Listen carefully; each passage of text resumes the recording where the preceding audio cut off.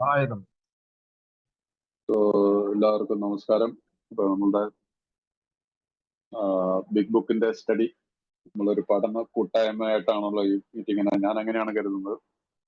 നമ്മളാരും വിദ്വാൻമാരൊന്നും ഇല്ല അതിനകത്ത്. അപ്പൊ നമ്മളിത് വായിച്ചു പോകുമ്പോൾ അതിൽ കൂടി അതിനകത്ത് കുറച്ച് വർഷത്തെ അനുഭവം ഞാൻ നിങ്ങളോട് ഈ ബുക്കിൽ നിന്ന് എന്റെ സ്പോൺസർമാർ പറഞ്ഞു തന്നിട്ടുള്ളതൊക്കെ നിങ്ങളുമായിട്ട് പങ്കുവെക്കുന്നു എന്നുള്ളത് കണക്കാക്കിയാൽ മതി. അല്ലാതെ ഞാനൊരു ഇതിനെക്കുറിച്ച് വലിയൊരു എക്സ്പെർട്ട് അല്ലെന്ന് നിങ്ങളോട് മുമ്പിൽ ആദ്യം തന്നെ പറഞ്ഞോളട്ടെ. ഇപ്പൊ അതുകൊണ്ട് ഞാൻ ഇതിനകത്ത് എന്തെങ്കിലും വിശദീകരണം പറയുമ്പോൾ അതൊരു അവസാന വാക്കായിട്ട് ആരും കാണണമെന്ന് ഞാൻ നിർബന്ധിക്കുന്നില്ല. നിങ്ങൾക്ക് ഉൾക്കൊള്ളാവുന്നത് നിങ്ങൾക്ക് അത് മനസ്സിലാക്കാൻ പറ്റുന്നുണ്ടെങ്കിൽ അതിനെ എടുക്കുക. അപ്പൊ നമ്മൾ കഴിഞ്ഞ ദിവസം നമ്മള് പ്രവൃത്തി പദത്തിലേക്ക് എന്നുള്ള അഥവാ 4ാമത്തെ പടി വരെയുള്ള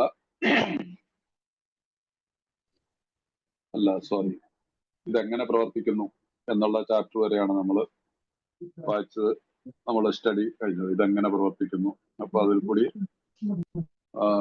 3-4 പടികളാണ് ആ ഒരു ചാപ്റ്ററിലുള്ളത്. അത് ഏറ്റവും വളരെ ഇമ്പോർട്ടന്റ് ആയിട്ടുള്ളൊരു പടിയാണ് എന്നുള്ളത് നമുക്കെല്ലാവർക്കും മനസ്സിലായതാണ്. അതിന്റെ 68ാമത്തെ പേജിൽ താഴെ ഭാഗത്ത് നമ്മൾ ഈ കണക്കെടുപ്പ് നടത്താതെ ഇതിനെ കൃത്യമായിട്ട് എന്റെ സ്വഭാവത്തിലുള്ള വൈകല്യങ്ങളെ കണ്ട് മനസ്സിലാക്കാതെ എന്നിലുള്ള ഭയത്തെ, എന്നിലുള്ള വിദ്വേഷത്തെയും, എന്നിലുള്ള സ്വഭാവത്തിലുള്ള മറ്റു പല പ്രശ്നങ്ങളും അത് കണ്ടെത്തിയാൽ മാത്രമാണ്, അഥവാ ഇത് കടലാസിൽ പകർത്ത് കണ്ടെത്തുക എന്ന് പറഞ്ഞ മനസ്സ് കൂടി നമ്മൾ എഴുതി കൂട്ടിയിട്ട് കാര്യമില്ല. അത് കടലാസിൽ എഴുതാൻ തന്നെയാണ് നമ്മളോട് പറഞ്ഞിരിക്കുന്നത്. അത് സന്നദ്ധതയുണ്ടെങ്കിൽ അത് സാധ്യമാവും. അത് അങ്ങനെ ചെയ്തില്ലാതെ നമ്മൾ പോയിട്ടുണ്ടെങ്കിൽ നമ്മൾ എന്താണ് ഈ മറ്റുള്ളവരെ ദ്രോഹിക്കുക എന്നുള്ളത് ശാരീരികമായിട്ടോ അല്ലെങ്കിൽ മാനസികം പല രീതിയിലുള്ള ദ്രോഹങ്ങൾ അതിനകത്ത് വരാം. ഒരു അസന്തുഷ്ടമായിട്ടുള്ള ഒരു ജീവിതം നയിക്കുന്ന ഒരു അമിത മദ്യപാനി എന്തൊക്കെ ചെയ്യാൻ പറ്റും എന്നുള്ളതിന് നമുക്ക് എല്ലാവർക്കും അറിയാം. നമ്മൾ അതിന്റെ എല്ലാ ഉദാഹരണങ്ങളാണ്. അപ്പൊ ഇവിടെ ആ രീതിയിലുള്ള ഒരു സന്തുഷ്ടമായ തലത്തിലേക്ക്, ഒരു സമാധാനപരമായിട്ടുള്ള ഒരു തലത്തിലേക്ക് ഇന്നത്തെ ദിവസത്തിൽ നമ്മുടെ പ്രോഗ്രാം ഇന്നത്തെ ദിവസത്തെ കുറിച്ചാണ്. ആ ദിവസത്തിൽ നമുക്ക് ആകാൻ പറ്റിയില്ല എങ്കിൽ നമ്മൾ മറ്റുള്ളവർ അങ്ങനെ പോയിട്ടുണ്ടെങ്കിൽ ബുക്ക് പറയുന്നതാണ്, അല്ലാത്ത പക്ഷം നാം മറ്റുള്ളവരെ ദ്രോഹിക്കുന്നു തുടർന്നാൽ തീർച്ചയായും കുടിക്കുക തന്നെ ചെയ്യും. അപ്പൊ ഈ വിദ്വേഷം, ദേഷ്യം, ഭയം, അതിൽ നിന്ന് ഭയത്തിന് ഉടലെടുത്തിട്ടുള്ള അതിന്റെ റിഫ്ലക്ഷൻ ആയിട്ടുള്ള പല കാര്യങ്ങളും നമ്മുടെ ജീവിതത്തിൽ ഉണ്ടാവാം. പിന്നീട് നമ്മുടെ പല securities, financial security, sexual security, ഇതിനൊക്കെ വിരുദ്ധമായിട്ട് വരുന്ന ചില കാര്യങ്ങളൊക്കെ നമ്മുടെ ദൈനംദിനം. അപ്പൊ ഇതിനൊരു കണക്കെടുപ്പ് നടത്തിയിട്ട് അതിനൊരു പരിഹാരത്തിലേക്ക് നോക്കാതെ വരുന്നിട്ടുണ്ടെങ്കിൽ നമുക്ക് അത് അതിന്റെ പരിഹാരങ്ങൾ കാണാൻ പറ്റത്തില്ല. അപ്പൊ അതുകൊണ്ടാണ് ഈ 4ാമത്തെ പടിയെ നമ്മുടെ റിക്കവറി പ്രോസസ്സിലെ ആദ്യത്തെ പടിയായിട്ട് ബുക്ക് പറയുന്നത്. നമ്മുടെ ബുക്കിന്റെ തുടക്കഭാഗത്ത് നമ്മളത് വായിച്ചതാണ്. അപ്പൊ അതുകൊണ്ട് ഈ ഒരു കാര്യത്തിന് നമ്മളത് കൃത്യമായിട്ട് തന്നെ 4ാമത്തെ പടി ചെയ്തിരിക്കണം എന്നുള്ളത് നിങ്ങൾക്ക് ബോധ്യമായി കാണുമെന്ന് ഞാൻ വിശ്വസിക്കുന്നു. അപ്പൊ ആ ചാപ്റ്ററിന്റെ അവസാന ഭാഗത്ത് ഉള്ള ഒരു പാരഗ്രാഫ് വായിച്ചിട്ട് നമുക്ക് അടുത്ത ചാപ്റ്ററിലേക്ക് പോവാം. 69ാമത്തെ പേജിലാണ്. 69ാമത്തെ പേജില് ഞങ്ങൾക്ക് സ്വയം കഴിയാതിരുന്നത് വിശ്വാസം കൊണ്ട് കഴിഞ്ഞു എന്ന പുസ്തകത്തിൽ ആവർത്തിച്ച് നിങ്ങൾ മനസ്സിലാക്കിയത്. ഈ കഴിഞ്ഞ ചാപ്റ്ററുകളിലൊക്കെ എല്ലാ ചാപ്റ്ററുകളിലും സ്ലോലി നമ്മൾ ആ വിശ്വാസത്തിന്റെ അല്ലെങ്കിൽ ആത്മീയത, എന്താണ് വിശ്വാസം എന്ന് പറയുന്നത്, ഞാനകത്തൊരു ആ വിശ്വാസം എന്നുള്ള വാക്കിൽ തന്നെ ഒരു സ്പിരിച്വൽ ആയിട്ടുള്ള ഒരു ആത്മീയതയുടെ ഒരു ശബ്ദം നമുക്ക് കേൾക്കാം, ഇല്ലേ? അപ്പൊ ആവർത്തിച്ച് നിങ്ങൾ ആരുടെ മൈക്ക് ഓണായി കിടപ്പുണ്ട് കേട്ടോ, ഒന്ന് ശ്രദ്ധിക്കുക. വായിച്ചു കഴിഞ്ഞു. സ്വന്തം ഇച്ഛാശക്തി ദൈവത്തിനും നിങ്ങൾക്കും ഇടയിൽ തടസ്സം നിന്നാലും ദൈവത്തിന് അത് മാറ്റാമെന്നും നിങ്ങൾക്ക് ബോധ്യപ്പെട്ട് കാണും. അപ്പൊ സ്വന്തം ഇച്ഛാശക്തി കൊണ്ട് ജീവിതം നശിപ്പിച്ചു കഴിഞ്ഞ ഒരു സമൂഹമാണ്. ആ ഇച്ഛാശക്തിയാണ് ദൈവത്തിനും എനിക്കും ഇടയിൽ തടസ്സം നിൽക്കുന്നത്. അങ്ങനെ നിന്നാലും ദൈവത്തിന് അത് മാറ്റാൻ പറ്റുമെന്ന് നിങ്ങൾക്ക് ബോധ്യപ്പെട്ട് കാണും. കാരണം ഒരു സംശയത്തോടു കൂടിയാണ് നമ്മൾ ഈ പ്രോഗ്രാമിനെ അപ്രോച്ച് ചെയ്യുന്നത്. നമ്മുടെ എല്ലാം മനസ്സിൽ എനിക്ക് തോന്നുന്നു, ഞാൻ പലരോട് സംസാരിച്ചിട്ടുള്ളപ്പോഴൊക്കെ അല്ലെങ്കിൽ എന്റെ അനുഭവത്തിലും, ഞാൻ സ്വന്തം അനുഭവത്തിൽ തന്നെ പറയുകയാണെങ്കിൽ, ഞാനൊരു ഭയപ്പെട്ടുകൊണ്ടായി പ്രോഗ്രാമിന്. ദൈവം എന്നുള്ളൊരു വാക്ക് കേട്ടപ്പോ തന്നെ ദൈവം അല്ലെങ്കിൽ എന്നേക്കാൾ വലിയൊരു ശക്തി എനിക്ക് പിന്നെ ദൈവം എന്നുള്ള വാക്ക് പറയാനായിട്ട് എനിക്കൊരു കാരണം ഞാനൊരു ഈശ്വര വിശ്വാസി എന്ന അടിച്ച് ജീവിച്ചിട്ടുള്ള ഒരു അജ്ഞേയവാദി എന്ന് പറയാം. ഒരു അജ്ഞേയവാദിയായിട്ട് എനിക്കെതിരൊന്നുമല്ല, ഞാൻ മതത്തിനെതിരൊന്നുമല്ല, പള്ളിയിലും പോകുമായിരുന്നു. പക്ഷെ എന്റെ ഉള്ളിൽ ദൈവം എന്നുള്ള ഒരു ഭാവമേ ഉണ്ടായിരുന്നില്ല. കാരണം ദൈവത്തിന്റെ മുഖത്തേക്ക് നോക്കാൻ എനിക്ക് സാധിക്കുന്നുണ്ടായിരുന്നില്ല. ഭയമാണ് എനിക്ക്. ഞാൻ ശിക്ഷിക്കപ്പെടും, ഒരു ദിവസം പിടിക്കപ്പെടും എന്റെ ജീവിതത്തിന്റെ ഏതെങ്കിലും ഒരു അവസരത്തിൽ നിന്നുള്ളൊരു ആ ഭയം എന്നെ കാർന്നു നിന്നുകൊണ്ടിരുന്നു. അപ്പൊ അവിടെ ഒരു വിശ്വാസത്തിന്റെ ഒരു ഇത് വരില്ല. അപ്പൊ അതുകൊണ്ടാണ് ഈ ഇങ്ങനെയൊക്കെ ആയാൽ പോലും ദൈവത്തിന് അത് മാറ്റാൻ പറ്റുമെന്ന്. കാരണം നമുക്ക് എങ്ങനെ ബോധ്യപ്പെട്ടിട്ടുള്ളത്, മറ്റുള്ളവരിൽ ഈ വിശ്വാസം പൂവണിയുന്നത് കണ്ടപ്പോൾ, അല്ലെങ്കിൽ മറ്റുള്ളവരിൽ ഈ വിശ്വാസം പ്രാവർത്തികമായിട്ട് അവർ വിജയകരമായിട്ട് മുമ്പോട്ട് പോകുന്നത് കണ്ടപ്പോൾ എനിക്കത് ബോധ്യപ്പെട്ടു. യെസ്, ഞാൻ മനസ്സിലാക്കിയിരുന്നു എന്നെ സുബോധവാനൊക്കെ ഞങ്ങൾ എന്നേക്കാൾ വലിയ ശക്തിക്ക് സാധിക്കും എന്നുള്ളത്. അവരൊക്കെ എന്താ ചെയ്തത്? എന്നെ സുബോധവാനാക്കുവാൻ എന്റെ ഞാനൊരു തീരുമാനം എടുക്കുന്നു. I made A decision. എന്റെ ജീവിത ഇച്ഛകളും ആ ശക്തിയിലേക്ക് തിരിച്ചുവിടുവാനായിട്ട് ഞാൻ തീരുമാനമെടുക്കുന്നു എന്നുള്ള. അപ്പൊ ഇത് അവരുടെയൊക്കെ ജീവിതത്തിൽ ഇതൊരു തെളിയിക്കപ്പെട്ടുള്ള ഒരു പ്രോഗ്രാം ആണെന്നുള്ളത് ബോധ്യപ്പെട്ടപ്പോൾ പിന്നെ എനിക്ക് യാതൊരു ബുദ്ധിമുട്ടും വന്നില്ല. സോ അതുകൊണ്ടാണ് ഇവിടെ പറയുന്നത് ഈ ഇച്ഛാശക്തിയാണ് നമുക്ക് ഈ സെൽഫിൽ. അതുകൊണ്ടാണ് നമ്മൾ വായിച്ചു പോയിട്ടുള്ള ചാപ്റ്ററിൽ സെൽഫ് ഇമ്പോസ്ഡ് ക്രൈസിസ് എന്നൊക്കെ പറഞ്ഞിട്ടുള്ള വാക്ക്. Self will run riot. സ്വഹിതത്തിൽ തന്നിഷ്ടത്തിൽ ജീവിച്ച് ജീവിതം താറുമാറാക്കിയതിന് മദ്യപാനി നമ്മളൊരു ഏറ്റവും വലിയ ഉദാഹരണമാണെന്ന ആ രീതി ആ വാക്കുകൾ ചിലപ്പോൾ ലേശം അങ്ങോട്ടും ഇങ്ങോട്ടും മാറ്റം ഉണ്ടാവും. കൃത്യമായിട്ട് എനിക്ക് ഓർമ്മ വരുന്നില്ല എക്സാക്ട്ലി വാക്ക്, എന്നാലും അതിന്റെ അർത്ഥം ഇതായിരുന്നു. അതിന് എന്നെ സംബന്ധിച്ചുള്ള യാതൊരു സംശയവുമില്ല. തന്നിഷ്ടത്തിൽ ജീവിച്ചാണ് ജീവിതം വെച്ചത്. അതുപോലെ തന്നെ സെൽഫ് ഇമ്പോസ്ഡ് ക്രൈസിസ് ആണ്. ഞാൻ തന്നെ ഉണ്ടാക്കി വെച്ചിട്ടുള്ള പ്രശ്നങ്ങളാണ് എന്റെ ജീവിതത്തിൽ. അപ്പൊ ഈ കാര്യങ്ങൾ മനസ്സിലാക്കി വെച്ചപ്പോൾ എനിക്ക് പിന്നീട് മുമ്പോട്ട് പോകാനായിട്ട് ബുദ്ധിമുട്ട് വന്നില്ല. അപ്പൊ നിങ്ങൾ ഇവിടെ ഒരു തീരുമാനം എടുത്തു കഴിഞ്ഞിട്ടുണ്ടെങ്കിൽ, ഐ മേഡ് എ ഡിസിഷൻ, മൂന്നാമത്തെ പടിയിൽ നിങ്ങളുടെ മൊത്തം വഴിയിൽ നിങ്ങൾക്ക് ആത്മപരിശോധന നടത്തിയിട്ടുണ്ടെങ്കിൽ, 4th സ്റ്റെപ്പ് ഞാൻ ചെയ്തിട്ടുണ്ടെങ്കിൽ, നിങ്ങൾ ഒരു നല്ല തുടക്കം നടത്തി കഴിഞ്ഞു. യു സി ഹിയർ, ഇതൊരു തുടക്കമാണെന്ന് ഓർക്കുക. അപ്പൊ മൂന്നാമത്തെ പടിയിൽ പറയുന്നുണ്ട് നിങ്ങളുടെ മദ്യപാനം നിർത്തുക എന്നുള്ള ഒരു തുടക്കം മാത്രമായിരുന്നു. 4ാമത്തെ പടി എന്ന് പറയുന്നത് നമ്മൾ ഒരു ആത്മപരിശോധന നടത്തുക എന്നുള്ള ഈ പ്രോഗ്രാമിന്റെ ആദ്യത്തെ പടിയാണ്. ആദ്യത്തെ ഫസ്റ്റ് ആക്ഷൻ സ്റ്റെപ്പ്. ആദ്യത്തെ ഒന്നാമത്തെ പടി തെറ്റിദ്ധരിക്കരുത്. അങ്ങനെ ഇതൊരു ആക്ഷൻ സ്റ്റെപ്പിന്റെ ആദ്യത്തെ പടിയാണ്. പ്രവൃത്തി ആവശ്യമുള്ള ഒരു പടിയാണ് ഇനി അങ്ങോട്ടുള്ളത്. അത് അങ്ങനെയാണെങ്കിൽ നിങ്ങളെ സംബന്ധിക്കുന്ന സത്യത്തിന്റെ സിംഹം നിങ്ങൾ വിഴുങ്ങുകയും അത് ദഹിക്കുകയും ചെയ്തിരിക്കുന്നു. ആ രീതിയിൽ നമ്മൾ പോയി കഴിഞ്ഞിട്ടുണ്ടെങ്കിൽ എന്റെ ഉള്ളില് ഈ കുത്തി നോവിച്ചുകൊണ്ടിരിക്കുന്ന ഈ പ്രശ്നങ്ങളെ, ഈ സത്യത്തിന്റെ എന്ന് പറഞ്ഞാൽ എന്താണ്, ആ ശരിയായിട്ടുള്ള മുഖത്തിന്റെ, എന്റെ ശരിയായിട്ടുള്ള മുഖം മൂടി അണിഞ്ഞ് ജീവിച്ചിരുന്ന എന്റെ ശരിയായിട്ടുള്ള മുഖത്തിന് ഞാൻ ഇവിടെ കുഴിച്ചു മൂടപ്പെട്ട് കഴിഞ്ഞിരിക്കുന്നു. അപ്പൊ ഇതാണ് നമ്മൾ കഴിഞ്ഞ ഇതില് 4 പടികളുടെ അവസാന ഭാഗത്ത് നമ്മൾ പഠിച്ചത്.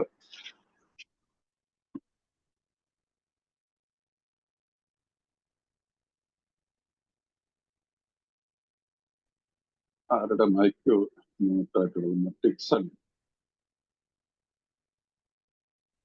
നിങ്ങൾ കോഹോസ്റ്റ് ആയിട്ടിരുന്നവർ ശ്രദ്ധിച്ചു കഴിഞ്ഞാൽ അവരൊക്കെ അറിയാതെയായിരിക്കും. ഞങ്ങളിപ്പോ ഞാനും മ്യൂട്ടാക്കി. സോ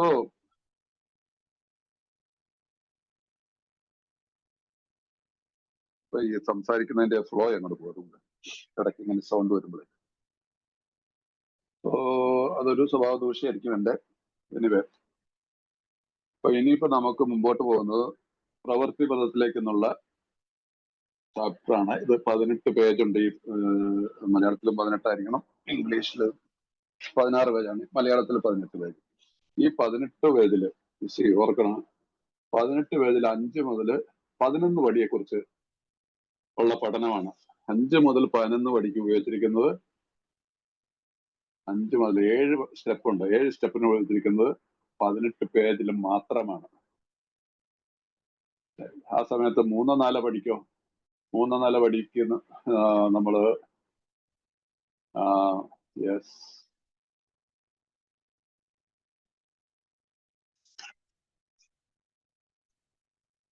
നിങ്ങളൊന്നും എഴുതിയിട്ടിട്ടില്ലേ? 3-4 പടിക്ക് 13 പേജ്, 2 പടിക്ക് 13 പേജാണ്. ഒന്നാമത്തെ പടിക്കോ 54 പേജൊക്കെയാണ്, 54 പേജസ്. 42 പേജ് നമ്മുടെ അംഗങ്ങൾ എഴുതിയതും 8-9 പേജ് ഡോക്ടറുടെ അഭിപ്രായം. അപ്പൊ ഒന്നാമത്തെ പടിയുടെ ഇമ്പോർട്ടൻസ് നമുക്ക് മനസ്സിലാക്കാം. 3-4 പടിക്ക് വേണ്ടിയിട്ട് 13 പേജുകളാണ് വരിക്കുന്നത്. ഇവിടെ 7 പടികൾക്ക് 18 പേജ്. അപ്പൊ ഇതിന്റെ അർത്ഥം എന്താണ്? നമ്മൾ നല്ലൊരു ഭാഗം നമ്മൾ ക്രോസ് ചെയ്ത് കഴിഞ്ഞു. 4-ാമത്തെ പടി കഴിയുമ്പോൾ നമ്മുടെ പ്രോഗ്രാമിന്റെ അർദ്ധവഴിയിൽ എത്തുമ്പോൾ എന്ന് പറഞ്ഞിട്ട് ആ വാഗ്ദാനങ്ങൾ വായിക്കുന്നുള്ളതില്ല, അതിന്റെ ഭാഗത്തേക്ക് നമ്മളുടെ ഒരു പ്രവേശനമാണ് ഇന്നിവിടെ. ഇത് വളരെ ശ്രദ്ധിച്ച് മനസ്സിലാക്കണം. അതുകൊണ്ട് ബിഗ് ബുക്ക് കയ്യിലുള്ളവർ അത് ശ്രദ്ധിച്ച് മനസ്സിലാക്കി പോയി കഴിഞ്ഞാൽ നിങ്ങൾക്ക് അത് പ്രയോജനപ്പെടും. എനിക്കും പ്രയോജനപ്പെടും. നിങ്ങളുള്ളതുകൊണ്ടാണ് എനിക്കിത് പറയാൻ പറ്റുന്നത്. നിങ്ങൾ വരുന്നതുകൊണ്ടാണ് ഈ മീറ്റിംഗ് ഇങ്ങനെ പോകുന്നത്.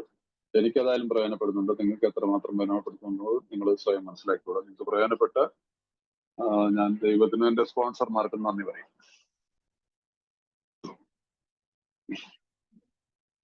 അപ്പൊ അധ്യായം 6 പ്രവൃത്തിപഥത്തിലേക്ക്. ഒരു സ്വയം കണ്ടെത്തൽ നടത്തിയതിനു ശേഷം അക്കാര്യത്തിൽ ഞങ്ങൾക്ക് പിന്നീട് എന്താണ് ചെയ്യാനുള്ളത്?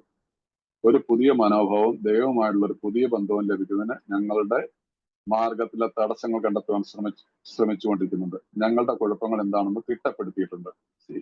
അപ്പൊ ഇവിടെ 4th സ്റ്റെപ്പ് കഴിയുന്നതോടുകൂടി നമ്മളുടെ പുതിയ മനോഭാവം ദൈവവുമായിട്ടുള്ളൊരു ബന്ധവും ലഭിക്കുന്നതിന് ഞങ്ങളുടെ മാർഗത്തിലെ തടസ്സങ്ങൾ കണ്ടെത്തുവാൻ ശ്രമിക്കുന്നുണ്ട്. ഞങ്ങളുടെ കുഴപ്പങ്ങൾ എന്താ? നമ്മുടെ ഈ കുഴപ്പം എന്ന് പറയുന്നത് എന്താണ്? നമ്മുടെ ക്യാരക്ടർ ഡിഫക്ട്സ്. ദൈവത്തിനും ഇടയിൽ അത് ഇംഗ്ലീഷ് എഴുതിക്കുന്നത് we have trying to get a new attitude, a new relationship with our creator and to discover the obstacles in our path. നമ്മളുടെ ഈ പ്രോഗ്രാം പ്രാക്ടീസ് ചെയ്യുന്നതിന്, നമുക്ക് ജീവിക്കുന്നതിന്, ഈ പ്രോഗ്രാം പ്രാക്ടീസ് ചെയ്യുന്നത് നമ്മുടെ ജീവിതം, പുതിയൊരു ജീവിതം, ഇവിടെ അതല്ല പറയുന്നത്, പുതിയൊരു മനോഭാവത്തോടുകൂടി പുതിയൊരു ബന്ധവും കണ്ടെത്തുവാൻ നമ്മൾ ശ്രമിക്കുന്നുണ്ട്. ഞങ്ങളുടെ കുഴപ്പങ്ങൾ അഥവാ നമ്മുടെ ആർക്കോ ചുമയുണ്ട്, മാർഗങ്ങൾ കണ്ടെത്താൻ ശ്രമിച്ചുകൊണ്ട് ഞങ്ങളുടെ കുഴപ്പങ്ങൾ എന്താണെന്ന് തിട്ടപ്പെടുത്തിയിട്ടുണ്ട്. സ്വയം കണ്ടെത്തലിൽ ദുർബലമാണെന്ന് തോന്നിയ വശങ്ങളിലേക്ക് ഞങ്ങൾ കൂടുതൽ ശ്രദ്ധ പതിപ്പിച്ചിട്ടുമുണ്ട്. സ്വയം കണ്ടെത്തലിൽ നമ്മൾ തന്നെ കണ്ടെത്തിയ നമ്മുടെ ദൗർബല്യങ്ങളിൽ തോന്നിയ വശങ്ങളിലേക്ക് ഞങ്ങൾ കൂടുതൽ ശ്രദ്ധ പതിപ്പിച്ചിട്ടുണ്ട്. നമുക്കറിയാം, എന്റെ ദൗർബല്യങ്ങൾ എനിക്കറിയാം. അത് പണമാവാം, സാധാരണതയിൽ നമ്മൾ പറയത്തില്ല, നമ്മുടെ മലയാളത്തിൽ ഒരു ചൊല്ലുണ്ട്, കനകം മൂലം കാമിനി മൂലം എന്നൊക്കെ പറയും ഇല്ലേ, ഒറ്റ വാക്കിൽ പറയുന്നു. ഇതുമായിട്ട് റിലേറ്റ് ചെയ്തിട്ട് ഒരു മനുഷ്യന്റെ എല്ലാ പ്രശ്നങ്ങളും ഉണ്ട്. ധനത്തിന് വേണ്ടിയിട്ട് മനുഷ്യൻ യുദ്ധം ചെയ്യുന്നു, കാമിനി, സ്ത്രീ, ഇതിനകത്ത് എല്ലാം തന്നെ അടങ്ങിയിട്ടുണ്ട്. ഇതിൽ നിന്ന് വിദ്വേഷം ഉണ്ടാവുന്നുണ്ട്, ഇതിൽ നിന്നും ഭയം ഉണ്ടാവുന്നുണ്ട്. ധനസമ്പാദനത്തിന് തെറ്റായിട്ടുള്ള വഴികൾ കൂടി പോകുന്നതിനോടത്ത് വിദ്വേഷങ്ങൾ ഉണ്ടാവാൻ സാധ്യതയുണ്ട്, ദേഷ്യം ഉണ്ടാവാൻ സാധ്യതയുണ്ട്, അതിൽ പരാജയപ്പെട്ടാൽ ഉണ്ടാവുന്ന പ്രശ്നങ്ങളുണ്ട്. ഇത് തന്നെ എല്ലാത്തിലും. അപ്പൊ ഏതെങ്കിലും ഒരു കാര്യത്തോടുള്ള നമ്മളുടെ അമിതമായിട്ടുള്ള ആഗ്രഹങ്ങള്, അമിതമായിട്ടുള്ള ആസക്തികള് നമ്മളെ എന്നും നമ്മളുടെ പ്രശ്നങ്ങൾ കൂടുതൽ ഉണ്ടാക്കിയിട്ടുണ്ടെന്നുള്ളത് അത് നമ്മളിവിടെ മനസ്സിലാക്കുന്നു 4th സ്റ്റെപ്പിൽ കൂടി. ഇനി അവയൊക്കെ ഒന്ന് പാകപ്പെടുത്തി പകം വരുത്തുവാനാണ് ഉള്ളത്. ഇതിന് ഞങ്ങളുടെ ഭാഗത്തുനിന്ന് പ്രവർത്തനം ആവശ്യമുണ്ട്. മനസ്സിലായില്ല? ആ പ്രവർത്തനം, action step. Again 5th step is also an action step. Action step ആവശ്യമുണ്ട്. കാരണം ഇത് പൂർത്തിയാക്കുന്നതിന്റെ അർത്ഥം ദൈവത്തോടും, ഇത് പൂർത്തിയാക്കുക എന്നതിന്റെ അർത്ഥം, ഇത് ശ്രദ്ധിച്ച് കേൾക്കണേ വാക്കുകൾ, ദൈവത്തോടും ഞങ്ങളോട് തന്നെയും മറ്റൊരു വ്യക്തിയോടും യഥാർത്ഥ തരത്തിലുള്ള ഞങ്ങളുടെ കുറവുകൾ ഏറ്റു പറഞ്ഞിട്ടുണ്ട് എന്നാണ്. മുൻ അധ്യായത്തിൽ സൂചിച്ച രോഗമുക്തിക്ക് സഹായിക്കുന്ന 5ാമത്തെ പടിയിലേക്ക് ഇത് ഞങ്ങളെ എത്തിക്കുന്നു. മുൻ അധ്യായത്തിൽ ഇതിന്റെ അവസാനം നമ്മൾ വായിച്ചില്ലേ, നമ്മളുടെ ഇടയിൽ ദൈവത്തിനും എനിക്കും ഇടയിൽ നിൽക്കുന്ന ആ ഇച്ഛാശക്തി അഥവാ എന്റെ തെറ്റായിട്ടുള്ള തീരുമാനങ്ങൾ, അതാണ് ആ തടസ്സങ്ങൾ. അതിനെ മാറ്റിയെടുക്കാനായിട്ട് നമുക്ക് സാധിക്കും. അതിന് മുമ്പും ഇതിനെക്കുറിച്ച് മൊത്തത്തിലൊരു ചില വാചകങ്ങൾ പല ഭാഗത്തും എഴുതിയിട്ടുണ്ട് ഇത് ചെയ്യുന്നതിന്റെ, ഈ രോഗവിമുക്തിക്ക്. കാരണം രോഗവിമുക്തി എന്ന് പറഞ്ഞിട്ടുണ്ടെങ്കിൽ recovered, we have to be recovered from alcoholism, we have to recovered from our character defects. അത് Yes, this brings us to the fifth step in the program of recovery mentioned in the preceding chapter. A program of recovery. നമുക്ക് recovered ആവണമെങ്കിൽ ഈ programme of recovery ഈ പ്രവർത്തിക്കുന്ന അല്ലെങ്കിൽ വിജയകരമായിട്ട് പ്രവർത്തിച്ച് നമ്മുടെ മുമ്പിൽ വച്ചിരിക്കുന്ന നിരത്തിയതിന് ഈ ഉപകരണങ്ങൾ നമ്മൾ ഉപയോഗിക്കണം. അത് ഉപയോഗിച്ചാൽ മാത്രമാണ് നമുക്ക് പറയാം yes I am recovered alcoholic എന്ന് പറയാൻ പറ്റുള്ളൂ. സോ ഈ റിക്കവറി പ്രോസസ്സിൽ നമ്മൾ മുമ്പോട്ട് പോകണം. അപ്പൊ അതുകൊണ്ട് ഈ രോഗവിമുക്തിക്ക് സഹായിക്കുന്ന അഞ്ചാമത്തെ പടിയിലേക്ക് ഇത് ഞങ്ങളെ എത്തിക്കുന്നു.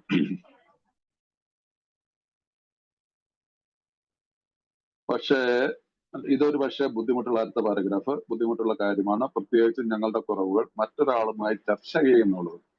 ഈ പലപ്പോഴും പലരും നാലാമത്തെ പടി ചെയ്യാൻ മടിക്കുന്നതിന്റെ ഒരു കാരണം, ചെറിയൊരു കുറച്ച് ആൾക്കാരുടെ ഒരു കാരണം, ഞാൻ ഈ 4th സ്റ്റെപ്പ് എഴുതി കഴിഞ്ഞാൽ 5ാമത്തെ പടി ചെയ്യണം, അതൊരാളോട് തുറന്നു പറയേണ്ട വരുന്നു. അതൊരു ഭയം, അതിന്റെ ആവശ്യമില്ല. ആ ഒരു കാരണം ഒരു തെറ്റായിട്ടുള്ള ഒരു വ്യാഖ്യാനമാണ്. പക്ഷെ ചിലരുടെ കാര്യത്തിൽ ജെനുവിനുമാണ്. അങ്ങനെ വരുമ്പോൾ നമ്മളൊരു കാര്യം ഓർക്കാം, നിങ്ങൾ 4ാമത്തെ പടി എഴുതൂ.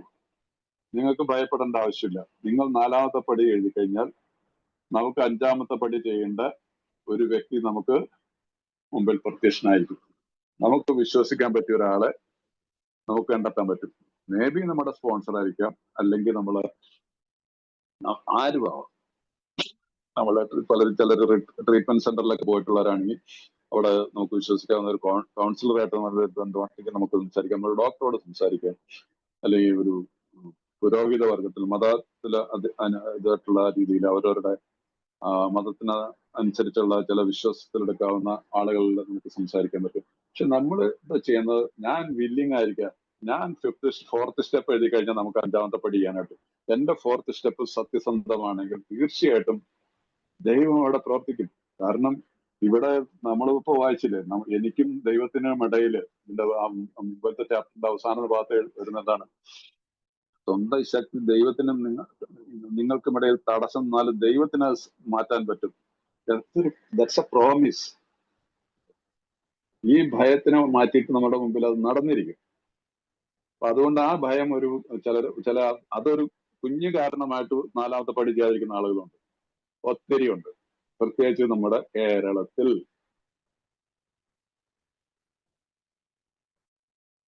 എവിടുന്നോ തലയിൽ കയറി വെച്ചിരിക്കുന്ന ഒരു വേണ്ടാത്തൊരു ഒരു ഒരു ഒരു ഒരു ചിന്തയാണത്.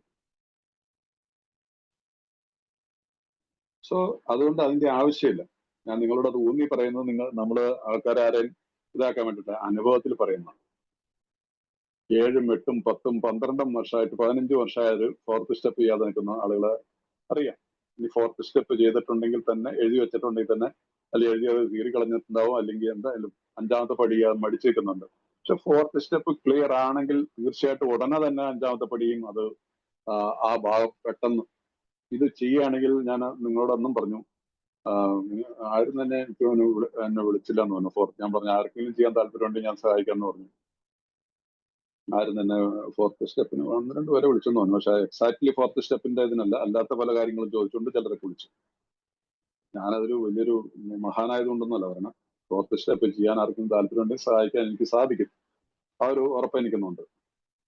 അതുകൊണ്ട് പറഞ്ഞാൽ, അതുകൊണ്ട് ഈ പടി ചെയ്യണം. 4ഉം 5ഉം പടി ചെയ്താലാണ് നമ്മുടെ റിക്കവറി പ്രൊസീജിയർ ശരിയാവുന്ന നിലയിൽ പോകത്തുള്ളൂ. 4ഉം 5ഉം പടി കഴിഞ്ഞ ഒരാൾക്ക് മാത്രമാണ് ഒരാളെ സ്പോൺസർ ആവാനുള്ള യോഗ്യതയുള്ളൂ.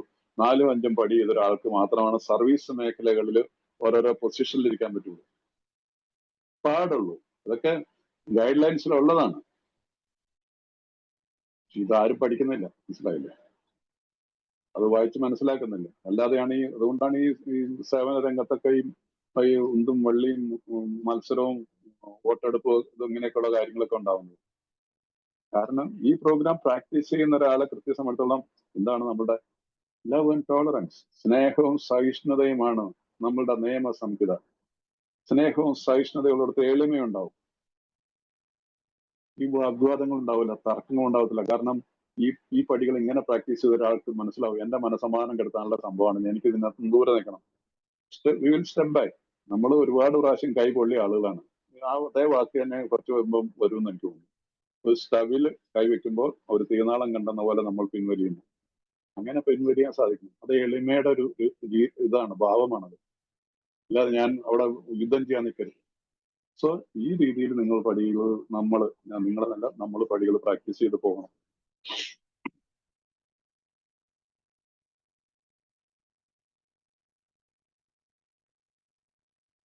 പക്ഷേ ഈ കാര്യത്തിൽ സംശയമുണ്ട്. എന്നാൽ യഥാർത്ഥമായ പ്രായോഗികതലത്തിൽ ഒറ്റയ്ക്കുള്ള വിലയിരുത്തൽ അപര്യാപ്തമാണെന്ന് ഞങ്ങൾ കാണുന്നു. ഞങ്ങളിൽ പലരും ഇനിയും കൂടുതൽ മുന്നോട്ട് പോകേണ്ടത് ആവശ്യമാണെന്ന് കണ്ടു. അങ്ങനെ ചെയ്യുന്ന ഒരു നല്ല കാരണങ്ങളുണ്ടെന്ന് തോന്നുമ്പോൾ മറ്റൊരാളുമായി ഞങ്ങളെക്കുറിച്ച് തന്നെ ചർച്ച ചെയ്യുന്നത് കൂടുതൽ അനുരഞ്ജന സ്വഭാവമുള്ളവരാക്കി.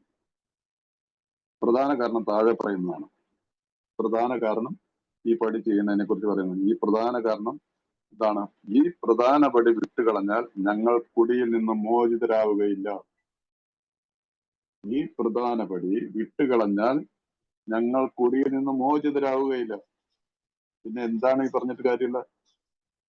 ഈ കുടിയിൽ നിന്ന് മോചിതരാവുകയില്ല. ഈ ആൽക്കഹോളിസം അല്ലെങ്കിൽ ആൽക്കഹോളിൽ നിന്ന് മോചിതരാവുന്ന കുടിക്കണമെന്ന് മാത്രം നിർബന്ധമില്ല.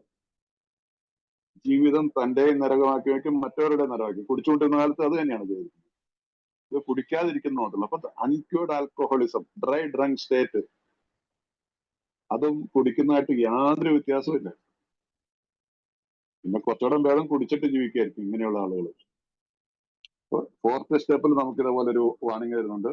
നമ്മൾ അല്ലാത്ത വർഷം മറ്റുള്ളവർ ദ്രോഹിക്കുന്നുണ്ടെന്ന് തീർച്ചയായും നമ്മൾ കുടിക്കുന്നു. അഞ്ചാമത്തെ പടിയിൽ പറയുന്ന അടുത്തൊരു വാണിംഗ് ആണ്: ഈ പ്രധാന പണി വിട്ടുകളഞ്ഞാൽ ഞങ്ങൾ പൊടിയിൽ നിന്നും മോചിതരാവുകയില്ല. അപ്പൊ ഇതിനേക്കാൾ വലിയൊരു വാക്ക് നമുക്ക് വല്ലതും വേറെ വല്ലതും ഉണ്ട്? The best reason first, if we skip this vital step, we may not overcome drinking.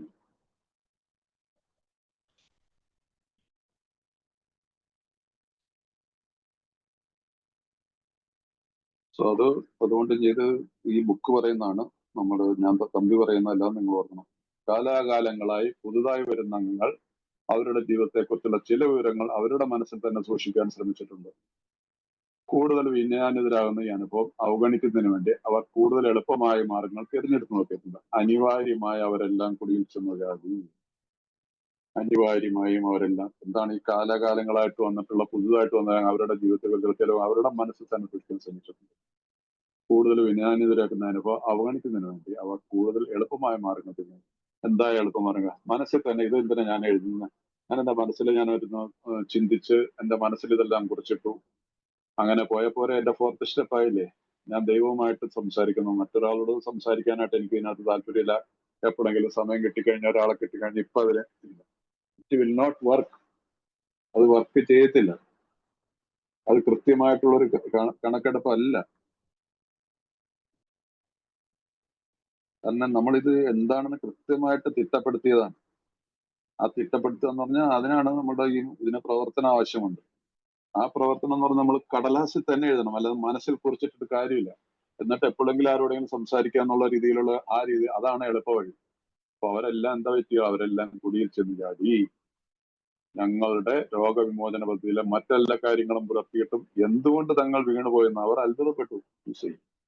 ഞാൻ 1, 2, 3 പടികൾ കൂടി റെഗുലർ ആയിട്ട് മീറ്റിങ്ങുകൾക്ക് പോയിക്കൊണ്ടിരുന്നു. ഗ്രൂപ്പിന്റെ സെക്രട്ടറി ആയി, ഗ്രൂപ്പിന്റെ ട്രഷററായി, IGR ആയി, ഏതൊക്കെ പൊസിഷനും പോകാൻ പറ്റുമോ ആ രീതിയിലെല്ലാം പോയി. പല ഗ്രൂപ്പുകളിലും ഞാൻ സ്പീക്കറായിട്ട് പോയി.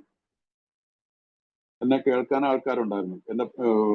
എന്റെ അനുഭവങ്ങൾ, എന്റെ അനുഭവവും ശക്തിയും പ്രതീക്ഷയും ഞാൻ പങ്കുവെക്കുന്നതിനെ കുറിച്ച് ആളുകൾക്ക് നല്ല മതിപ്പായിരുന്നു. എന്റെ കുടുംബത്തിൽ നല്ല അഭിവൃദ്ധി വന്നു. പക്ഷേ എന്താ പറ്റിയത്? ഇതെല്ലാം ഇങ്ങനെ ചെയ്തു പോയവര് അനിവാര്യമായും അവരെല്ലാം കുടിയിൽ ചെന്ന് ചാടുകയാണ് ഉണ്ടായത്. നിങ്ങളോടൊരു കാര്യം പറയാം.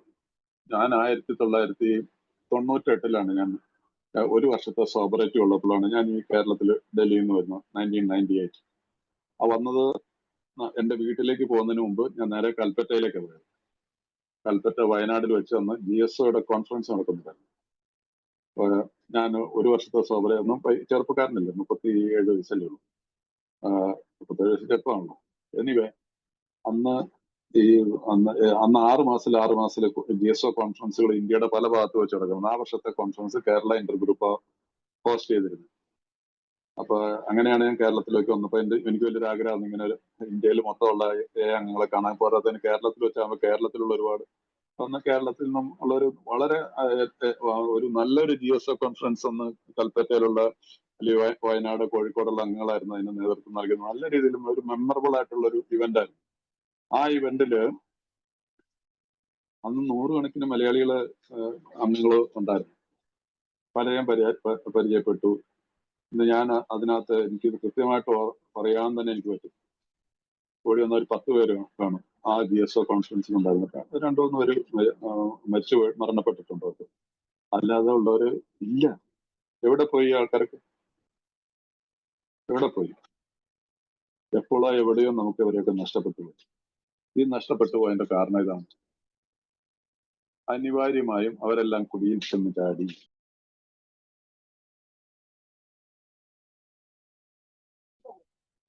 സോ അവരെല്ലാം കുടിയിൽ ചെന്ന് ചാടി. ഇന്നും ഈ പ്രോഗ്രാമിലുണ്ട്. അത് കോഴിക്കോടും വയനാട്ടിലുള്ളവർ ഇന്നും റിക്കവറിയിലുണ്ട്. അവർ ഇന്നും ഈ പ്രോഗ്രാമിലുള്ളത് എന്തുകൊണ്ടാണ്? അവർ പടികൾ പ്രാക്ടീസ് ചെയ്തിട്ടുണ്ടാവണം തീർച്ചയായിട്ടും. അല്ലെങ്കിൽ റെഗുലർ ആയിട്ട് മീറ്റിങ്ങുകൾ പോകുന്നുണ്ടാവും. സോ ഇതൊരു എക്സാമ്പിൾ ആണ്. എന്റെ മുമ്പിലുള്ള ഞാനൊരു കറക്റ്റ് ആയിട്ടുള്ള കാര്യം പറയുന്നതാണ്.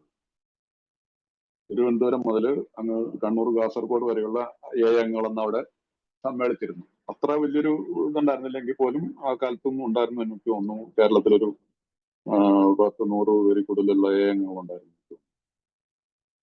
അത് നിങ്ങൾ ശ്രദ്ധിക്കണം, മനസ്സിലാക്കിയെടുക്കണം. മനസ്സിലായില്ല? നമുക്ക് ഗ്രൂപ്പുകൾ ഇഷ്ടം പോലെയായി. പോരാത്തതിനിപ്പോ ഈ കോവിഡ് വന്നപ്പോൾ സൂം മീറ്റിങ്ങുകൾ കൂടി ഒരുപാട് മെസ്സേജിന്റെ ഒരുപാട് പേര് റെഗുലർ ആയിട്ട് മീറ്റിംഗ് ചെയ്യാൻ ഒത്തിരി ആൾക്കാരുണ്ട്. ദിവസം 2-3 മീറ്റിങ്ങുകൾ ചെയ്യുന്നവരുണ്ട്. ചിലർ ഇപ്പൊ തന്നെ ഈ മീറ്റിംഗിൽ തന്നെ ചിലർ ഓൺ ചെയ്ത് വെച്ചിട്ട് കിടന്ന് ഉറങ്ങണ ആൾക്കാരുണ്ട്. വേറെ ഗ്രൂപ്പിലുണ്ട്. നല്ലൊരു കാര്യമാണ്. പക്ഷെ നമ്മൾ ഈ പടികൾ പ്രാക്ടീസ് ചെയ്യണം. ഓക്കെ, ഞങ്ങളുടെ രോഗവിമോചന പദ്ധതിയിലെ മറ്റെല്ലാ കാര്യങ്ങളും പുലർത്തിട്ട് എന്തുകൊണ്ട് തങ്ങൾ വീണുപോയെന്ന് അവർ അത്ഭുതപ്പെട്ടു. അവർ അവരുടെ തന്നെ വീട് വൃത്തിയാക്കൽ, മനസ്സ് ശുദ്ധമാക്കൽ ഒരിക്കലും പൂർത്തിച്ചിട്ടില്ല എന്ന് നിങ്ങൾ കരുതുന്നു. ഇതാണ് സംഭവിച്ചത്. Plus God, clean house, help others. Doctor Bob എഴുതി വെച്ചിട്ട് പോയതാണ്. പ്ലസ് ഗോഡ്, യെസ്, 1, 2, 3 സ്റ്റെപ്പിൽ യെസ്. ക്ലീൻ ഹൗസ് നടന്നില്ല. പിന്നെ ഹെൽപ്പ് അതേഴ്സ്. അതുകൊണ്ടാണ് ഈ നമ്മളുടെ 170 പേജിൽ പറയുന്നില്ലേ, 170 പേജിൽ വരുമ്പോ നിങ്ങളിൽ ഇല്ലാത്ത ഒന്ന് മറ്റൊരാളിലേക്ക് സന്വേഷിക്കാൻ നിങ്ങൾക്ക് സാധിക്കില്ലെന്ന് വളരെ വ്യക്തമാണ്. അതാണ് ഇവിടെ സംഭവിക്കുന്നത്. 170 പേജിൽ നിങ്ങൾക്ക് വേണ്ടി ഒരു വിഷയം എന്നുള്ളതിൽ നിങ്ങൾ താഴെ ഭാഗത്ത് എഴുതിയിട്ടുണ്ട്. നിങ്ങളിൽ ഇല്ലാത്ത ഒന്ന് മറ്റൊരാളിലേക്ക് സന്വേഷിക്കാൻ നിങ്ങൾക്ക് സാധിക്കും എന്നുള്ളത് വളരെ വ്യക്തമാണ്. Help others. നിങ്ങളില്ലാത്ത എങ്ങനെ നിങ്ങൾക്ക് മറ്റൊരാളെ സഹായിക്കാൻ പറ്റും? തീർച്ചയായിട്ടും ഒരു കോൾ വിളിച്ച് സഹായിക്കാൻ പറ്റും. തീർച്ചയായിട്ടും ഒരു സഹായമാണ് അത് സഹായിക്കുന്നു. അതുകൊണ്ട് മറ്റൊരാളെ ആരെയും വിളിക്കേണ്ടെന്നോ അങ്ങനെ ഇതല്ല. ബട്ട് അതല്ല ഈ പ്രോഗ്രാം. അത് അവരോട് പറയണം. നമുക്ക് ഇതിലോട്ട് ചില പടികളൊക്കെ പ്രാക്ടീസ് ചെയ്ത് 6 മാസമായി കഴിയുമ്പോഴത്തേക്കും 3 മാസമായി കഴിയുമ്പോഴത്തേക്കും പറഞ്ഞ പടികളൊക്കെ പ്രാക്ടീസ് ചെയ്യേണ്ട കാര്യങ്ങളാണ്. ഞാൻ ചെയ്തിട്ടുണ്ടെങ്കിൽ മാത്രമാണ് മറ്റൊരാളോട് എനിക്ക് പറയാൻ പറ്റുള്ളൂ. അതല്ലെങ്കിൽ എന്താ പറയാ, മീറ്റിങ്ങിന് വന്നുകൊണ്ടിരുന്ന പിന്നെ ആരെങ്കിലും ചിലർക്ക് ഇത്തിരി താല്പര്യം കൊണ്ട് എനിക്കൊന്ന് ഈ പടികളൊക്കെ ഒന്ന് ചെയ്യണല്ലോ ഏട്ടാന്ന് പറഞ്ഞു കഴിഞ്ഞാൽ ഇപ്പൊ കുഴപ്പമൊന്നുമില്ല, കുടിക്കണില്ല. എന്നാ പിന്നെ ഇപ്പൊ മീറ്റിങ്ങിന് വന്നുകൊണ്ടിരുന്നാൽ മതി. പലയിടത്തും പറയുന്ന ഒരു കാര്യമാണ്, മീറ്റിങ്ങിന് വന്നുകൊണ്ടിരുന്ന സമയമാകുമ്പോൾ അതൊക്കെ പടിയൊക്കെ നടന്നോളും. സമയമാകുമ്പോൾ നടക്കും. സമയമാകുമ്പോൾ എങ്ങനെ പടികൾ നടക്കും?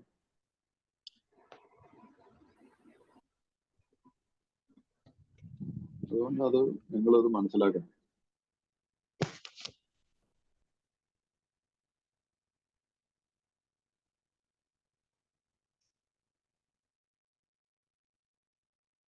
അപ്പൊ ഈ മനസ്സ് ശുദ്ധമാക്കൽ ഒരിക്കലും പൊട്ടിച്ചിട്ടാണ് നിങ്ങൾ. അവർ സ്വയം പരിശോധന നല്ലവണ്ണം നടത്തി. പക്ഷെ എന്തോ ചില മോശം ധാരണകൾക്കുമീതെ അവർ വീണ്ടും തൂങ്ങിപ്പിടിച്ചു വന്നു.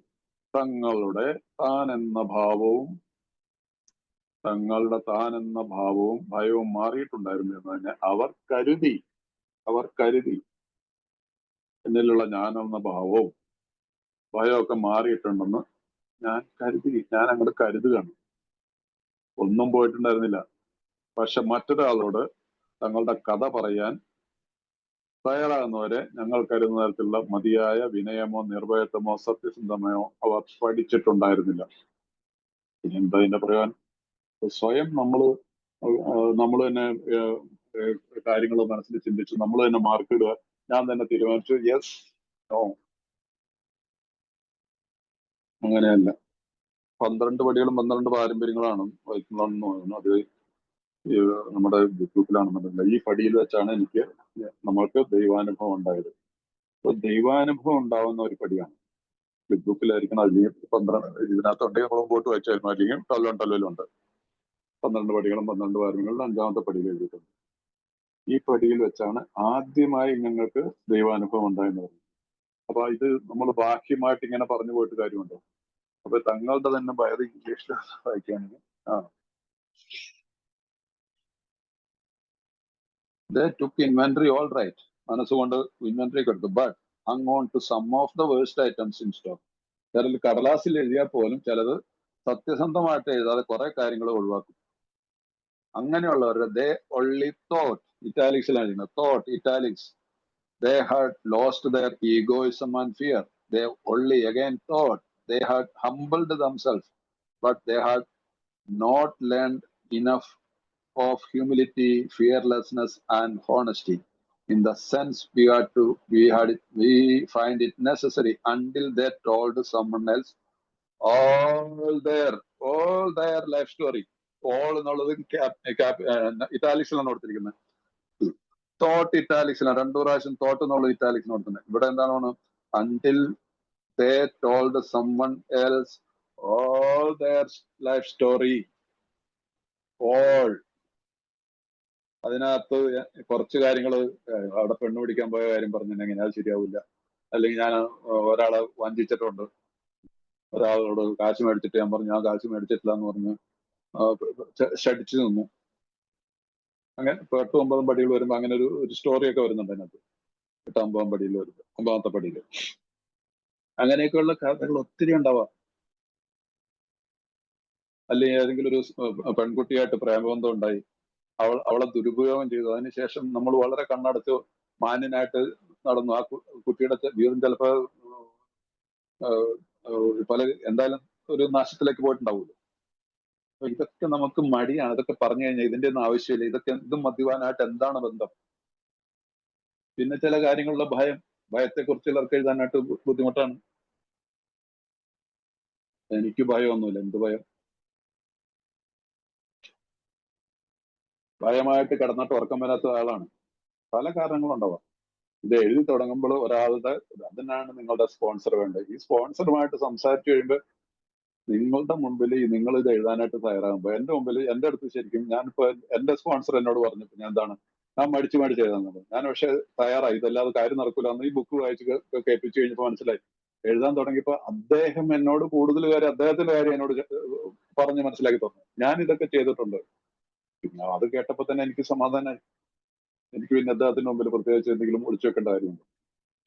അങ്ങനെയാണ് ഈ പ്രോഗ്രാം വർക്ക് ചെയ്യുന്നത്. കാരണം ഇവിടെ 2 വ്യക്തികൾ സത്യസന്ധമായിട്ട് പ്രവർത്തിക്കുമ്പോൾ അവിടെ ദൈവത്തിന്റെ സാന്നിധ്യമുണ്ട്. ഓരോ AM മീറ്റിംഗിലും ദൈവത്തിന്റെ സാന്നിധ്യമുണ്ട്. അത് സൂം മീറ്റിംഗ് ആയിക്കോട്ടെ, ഫിസിക്കൽ മീറ്റിംഗ് ആയിക്കോട്ടെ. ഈ മീറ്റിംഗിൽ നമ്മളെ കേൾക്കാൻ ദൈവമുണ്ടെന്ന് വിശ്വസിക്കണം. നിങ്ങൾ അങ്ങനെയൊന്ന് വിശ്വസിച്ചു. ഇവിടെ സ്നേഹത്തിന്റെ ഭാവം മാത്രം വെച്ച്, ആരോടും ഒരു വിരോധം ഇല്ലാത്തൊരു ഭാവം ഉണ്ടാക്കി വെച്ച്, അത് തന്നെ വേണം. ഇപ്പൊ ഞാൻ പറയുന്നത് നിങ്ങൾക്ക് എല്ലാവർക്കും ഇഷ്ടപ്പെടണമെന്നില്ല, എങ്കിലും സഹിഷ്ണുത കാണിച്ച് എന്തെങ്കിലും ആട്ടെ, അദ്ദേഹം കുറച്ച് വർഷം പഴയ ആളല്ലോ, അല്ലെങ്കിൽ പ്രായമുള്ള ഒരാളെ എങ്ങനെ എന്തെങ്കിലും പറഞ്ഞിട്ട് പോയിക്കോട്ടെ എന്നുള്ള രീതിയിൽ ഒരു ഭാവം വെച്ച് ആ സമയത്ത് ഉള്ളിൽ ചീത്ത പറഞ്ഞുകൊണ്ടിരുന്നാലോ, ഇയാൾക്ക് വേറെ പണിയൊന്നുമില്ല, കിട്ടച്ച് പോയിക്കൂടെ, മനുഷ്യനെ മെനക്കെടുത്തുകയെന്ന് വേണമെങ്കിൽ അങ്ങനെ വിചാരിക്കാം. ഞാൻ അങ്ങനെയൊക്കെ വിചാരിച്ചിട്ടുണ്ട്. അതുകൊണ്ട് പറയുന്നതാണ്. ഇതൊക്കെ മദ്യപാനികളുടെ ജീവിതത്തിലുള്ള ചിന്തകളൊക്കെ വരാം. അപ്പൊ അങ്ങനെയുള്ളടത്ത് സ്നേഹവും സഹിഷ്ണുതയില്ല. അപ്പൊ ഇവിടെ നമ്മൾ ഈ കാര്യം നമ്മൾ മനസ്സിലാക്കണം. അതുകൊണ്ട് ഞങ്ങളുടെ എല്ലാ കഥകളും ഇവിടെ തങ്ങളുടെ കഥ പറയാൻ തയ്യാറാകുന്നവരെ നയിക്കണം.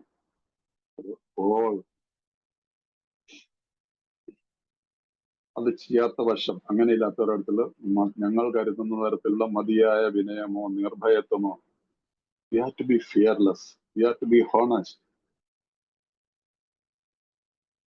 we have to be humble. എന്റെ 12 സ്റ്റെപ്പ് 11 പടികളുടെയും കഴിഞ്ഞു കഴിഞ്ഞാൽ എന്താണ്? ഹ്യൂമിലിറ്റിയാണ്. മനസ്സിലായില്ല? ഹ്യൂമിലിറ്റി എന്നുള്ള വാക്ക് കേൾക്കുമ്പോൾ ഒരു എളിമയുള്ളവനായി മാറുന്നു. ആ എളിമയല്ല ഇത്. ഒരു വ്യക്തിയിൽ ഉണ്ടാവുന്ന ദൈവികമായിട്ടുള്ള പരിണാമമാണ് എളിമ. എളിമയുള്ളവർക്ക് സ്നേഹമുണ്ട്, സ്നേഹമുള്ളവർക്ക് സഹിഷ്ണുതയുണ്ട്, സഹിഷ്ണുതയുള്ളവർക്ക് ഭക്തിയുണ്ട്, ഭക്തിയുള്ളവർക്ക് വിശ്വാസമുണ്ട്. ഇതെല്ലാം ഒരു ചരടിൽ കോർത്തിയെടുക്കുന്ന മുത്തുകളായിട്ട് നമുക്ക് മനസ്സിലാക്കാൻ പറ്റും. ആ വ്യക്തിയാണ് 12ാമത്തെ പടിയിൽ having had a spiritual awakening as the result of the steps.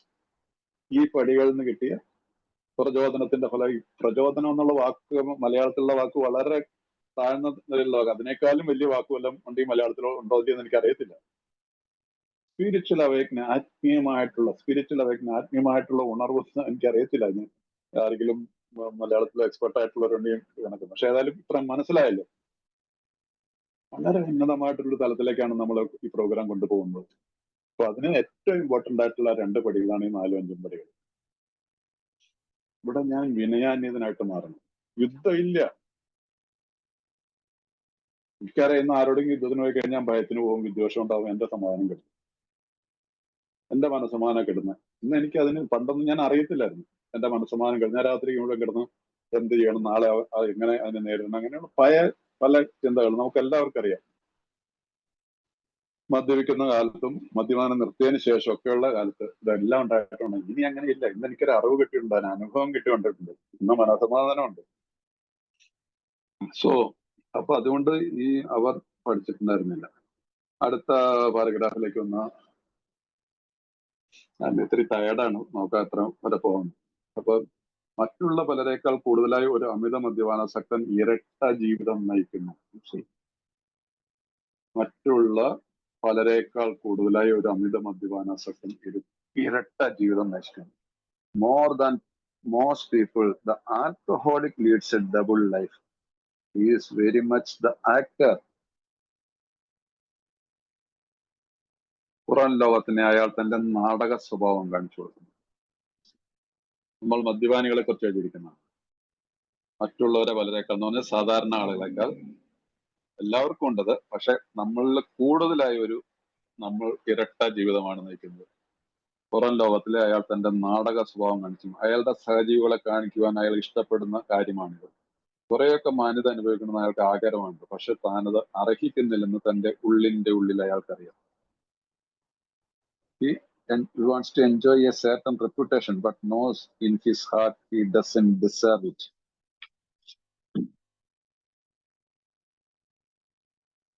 അപ്പൊ ഇത് ശരിയായിട്ടുള്ള സത്യസന്ധത ഒന്നൊരു മനുഷ്യൻ ഈ പ്രോഗ്രാമൊക്കെ ഈ 4-5 പടികളൊക്കെ വന്നിട്ടുണ്ട്. അയാൾക്ക് ആഗ്രഹമുണ്ട്. പക്ഷെ ഇവിടെ എന്താണ്, താൻ അത് അർഹിക്കുന്നില്ല. തന്റെ ഉള്ളിൽ സത്യസന്ധമായിട്ട് മനസ്സിലാക്കാൻ പറ്റും.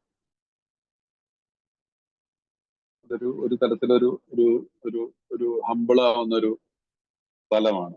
അപ്പൊ ഈ മദ്യപാനാസക്തൻ നമ്മളിൽ എല്ലാവർക്കും, ഇതിനെ ഞാൻ നിങ്ങളോടൊന്നും കൂടുതൽ കഥ പറയേണ്ട ആവശ്യമൊന്നുമില്ല, സ്വയം ആലോചിച്ചാൽ മതി. ഇപ്പൊ ഈ മീറ്റിംഗില് എത്ര പേരുണ്ട്?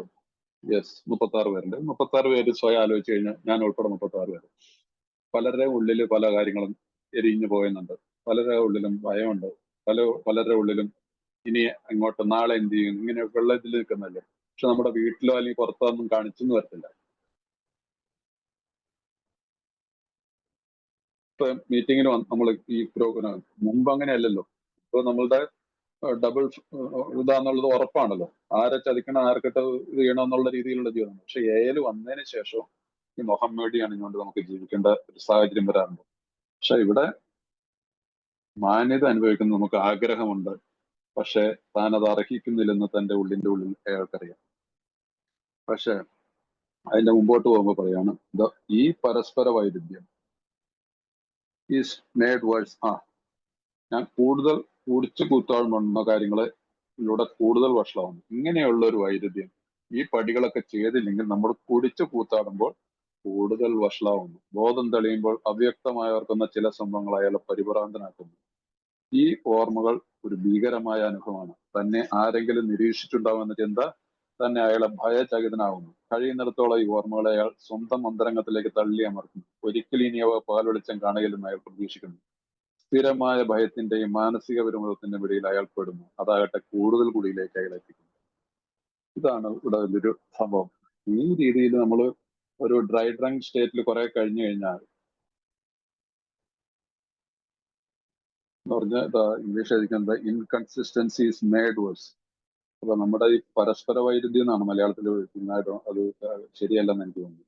അപ്പൊ നമ്മളുടെ കൃത്യമായിട്ടുള്ള ആ പ്രോഗ്രാമിനെ നമ്മൾ ഫോളോ ചെയ്യാറുണ്ട് കൺസിസ്റ്റന്റ് ആയിട്ട്, റെഗുലർ ആയിട്ട് പ്രാക്ടീസ് ചെയ്യാതെ പോയി കഴിഞ്ഞാൽ ഉണ്ടാവുന്ന അങ്ങനെ പോയി കഴിഞ്ഞാൽ നമ്മൾ കുടിച്ചിരിക്കും. ബോധം തെളിയുമ്പോൾ നമ്മളുടെ ചില സംഭവങ്ങൾ നമ്മളെ പരിഭ്രാന്തനാക്കുന്നു. കുറെ നാളത്തെ റിക്കവറിക്ക് ശേഷം ഒരു റിലാപ്സ് പോരാത്തതിന് പലർക്കും നമ്മൾ റിലാപ്സ് ആയെന്നുള്ള അറിഞ്ഞതും അല്ലെങ്കിൽ നമ്മൾ കാണിച്ചു വെച്ചിട്ടുള്ളത്. കാരണം കുടിക്കാതിരുന്നിട്ട് രണ്ടാമതൊരു റിലാപ്സിന്റെ സമയത്ത് കുടിക്കുന്നവർക്ക് എല്ലാവർക്കും അറിയാം. റിലാപ്സ് ഒക്കെ ആയിട്ട് കുറെ നാളും കിടന്നിട്ടുള്ളവർക്കൊക്കെ അറിയാം നമ്മൾ എന്തൊക്കെ കാണിച്ചു തരുന്നത്. അത് നമ്മൾ കൂടുതൽ വിറയൽ ഭയപ്പെടുകയാണ്. എങ്ങനെ സമൂഹത്തെ നേരിടാം, ഈവൻ മീറ്റിംഗിലേക്ക് എങ്ങനെ വരാമെന്ന് പോലും പലരും വിചാരിച്ചിട്ട് നിൽക്കുന്ന സ്ഥലത്തുണ്ടാവും. അപ്പൊ അതുകൊണ്ട് ഈ സ്ഥിരമായ ഭയത്തിന്റെയും മാനസിക പൂർവ്വത്തിനും അയാൾ പെടുന്നു. അതാകട്ടെ കൂടുതൽ കൂടിയിലേക്ക് അയാൾ നയിക്കുന്നു.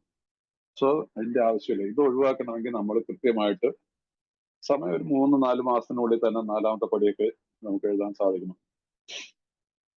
4ാമത്തെ പടി എഴുതി 5ാമത്തെ പടിയൊക്കെ ചെയ്തു കഴിഞ്ഞാൽ ഈ രീതിയിലുള്ള ഈ ഇൻകൺസിസ്റ്റന്റ് ആയിട്ടുള്ള ഇൻകൺസിസ്റ്റൻസി, അതാണ് ഇംഗ്ലീഷിലെ വാക്കാണ്. നമുക്ക് കൺസിസ്റ്റൻസി എന്നുള്ള റിക്കവറിയുടെ ഒരു വളരെ ഇമ്പോർട്ടന്റ് ആയിട്ടുള്ള ഭാഗമാണ്. നമ്മളുടെ എല്ലാവരും സാധാരണ ഞാൻ കഴിഞ്ഞ മീറ്റിങ്ങുകളിലൊക്കെ പറഞ്ഞിട്ടുണ്ട്, നമ്മുടെ സ്പിരിച്വൽ ലൈഫ് ഒരു ആത്മീയ പ്രോഗ്രാമാണെന്ന് മനസ്സിലാക്കിയെങ്കിൽ then we have to follow spiritual way. Religious way എന്നല്ല ഞാൻ പറയുന്നത്, സ്പിരിച്വൽ വേ. അതിന്റെ അർത്ഥം എന്താണ്? Disciplined life. അത് വല്ലപ്പോഴും അല്ല, ആഴ്ചയിലൊരിക്കലല്ല disciplined life. Regularly, every day. ഒരു പ്രാർത്ഥനയോടും ഒരു പുതിയൊരു നമുക്ക് ജീവിതം ആരംഭിക്കാൻ സാധിക്കണം. ഇവിടെ നമ്മളുടെ ഈ ബോട്ട് പോകുന്നതിനകത്ത് വളരെ ഇൻട്രസ്റ്റിംഗ് ആയിട്ടുണ്ട്. നമ്മൾ രാത്രിയിലെ 10ാമത്തെ പടിയിലൊക്കെ വരുന്നുണ്ട്. നമ്മൾ എന്നും രാത്രിയിൽ ഇപ്പോൾ തന്നെ ഞാൻ കഴിഞ്ഞ മീറ്റിങ്ങുകളിലൊക്കെ പറഞ്ഞാണ് കണക്കെടുപ്പ് നടത്തി പോകണം. അന്നത്തെ ദിവസത്തെ കണക്കെടുപ്പിലെ വരവ് ചെലവുകൾ എല്ലാ കാര്യങ്ങളിലും, പണത്തിന്റെ മാത്രമല്ല എല്ലാ കാര്യങ്ങളിലും ഞാൻ എന്ത് ചെയ്തു, എവിടെയാണ് എനിക്ക് തെറ്റുപറ്റിയിട്ടുള്ളത്, എനിക്ക് കുറവെന്താണ്, അതിന് ഞാൻ എന്താണ് പരിഹാരം ചെയ്യണം, നമ്മൾ തീരുമാനത്തിലെത്തിയിട്ട് ആ രീതിയിൽ കണക്കെടുത്തുന്ന രാവിലെ പ്രസന്ന വദനനായിട്ട് എഴുന്നേക്കാൻ പറ്റും. ഒരു ഹാങ് ഓവർ ഇല്ലാതെ എനിക്ക് പറ്റും. സന്തോഷത്തോടുകൂടി ഭഗവാന്റെ മുമ്പിലേക്ക് നോക്കാൻ പറ്റും. ദൈവമേ എന്ന് വിളിക്കാൻ പറ്റും. ദൈവമേ നന്ദി എന്ന് പറയാൻ നമുക്ക് സാധിക്കും. ആ ശീലം, അതാണ് ഈ കൺസിസ്റ്റൻസി, അതാണ് ഡിസിപ്ലിൻഡ് ലൈഫ്. സോ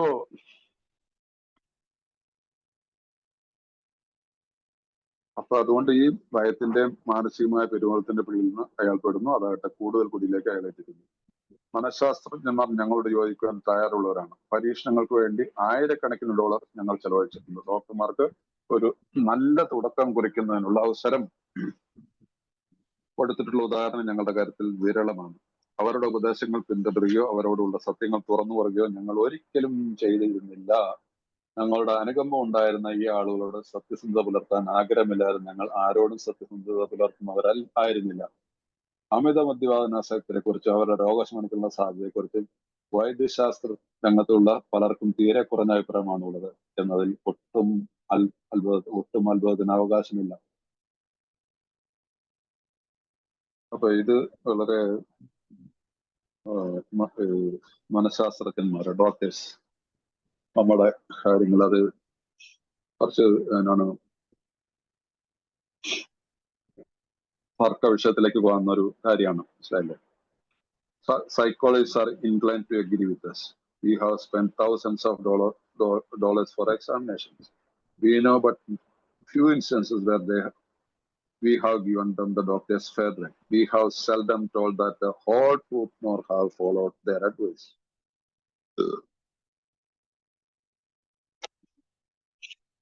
പക്ഷെ പലരും ഇന്നും മെഡിക്കൽ സയൻസിനെ ഒരു ഷീൽഡായിട്ട്, ഒരു കവചമായിട്ട് ഉപയോഗിക്കുന്നു എന്നുള്ളതാണ് ഏറ്റവും വലിയ വശം. അത് ഡോക്ടേഴ്സും അതിനെ ദുരുപയോഗം ചെയ്യുന്നതാണ്. അങ്ങനെയുള്ള പണമുള്ള ആളുകളെ ഇന്നും ദുരുപയോഗം ചെയ്തു പോവാണ്. ഈ മെഡിക്കൽ സയൻസിന് ഇതിന് സാധിക്കുമോ എന്നായിരുന്നെങ്കിൽ ഇതിന്റെ ആവശ്യമില്ല. ഈ 1939 ബുക്ക് പബ്ലിഷ് ചെയ്യുന്നതിനും ഏതാനും ഒരു വർഷം മുമ്പ് ഇതായിരിക്കണം ഡോക്ടേഴ്സ് ഒപ്പീനിയനിൽ ഡോക്ടർ സിൽക്വർത്ത് എഴുതുന്നു. അദ്ദേഹം എഴുതിയ വളരെ കൃത്യമായിട്ടുള്ള ഒന്നാണ്. ഞങ്ങൾക്ക് ഡോക്ടേഴ്സിന് ഇതിന് മനസ്സിലായില്ല പ്രശ്നം എന്താണെന്നുള്ളത്. ഇത് മെന്റലി ആൻഡ് ഫിസിക്കലി, മുമ്പ് മെന്റലി എന്ന് മാത്രമാണ് കരുതുന്നത്. ഡോക്ടർ സിൽക്വർത്ത് ആണ് ഇത് ശാരീരികമായിട്ടും ബാധിക്കുന്ന രോഗമാണെന്ന് പറയുന്നത്. ഇതിനുള്ള പരിഹാരം എന്ന് പറഞ്ഞിട്ടുണ്ടെങ്കിൽ that is alcoholics need moral psychology, admitting the truth, സത്യത്തെ അംഗീകരിക്കുക. ഡോക്ടേഴ്സ് പറയാവുന്ന രീതിയിൽ എല്ലാം പറഞ്ഞു. നിന്റെ ജീവിതം പോകും, നിന്റെ ലിവർ പോകും, നിനക്ക് അത് പോകും, നിന്റെ സമ്പത്തും പോകും. എല്ലാം പോയി കഴിഞ്ഞതിന് ശേഷം മദ്യപാനികൾ പറഞ്ഞോ ഇനിയും സമയമുണ്ട്, എനിക്ക് സാറ് എന്തെങ്കിലും ഗുളിക എഴുതരാൻ പറയും. 1 മാസം ഞാനിവിടെ കിടന്നിട്ട് എന്നെ പുറത്ത് വിട്ടാൽ ഞാൻ അപ്പോഴത്തേക്ക് ശരിയായിക്കോളി പറയും. പിന്നെ ഇറങ്ങി അതിന്റെ പിറ്റേ ദിവസം തന്നെ അടിക്കും. ഇന്നും അത് സംഭവിച്ചുകൊണ്ടിരിക്കുക.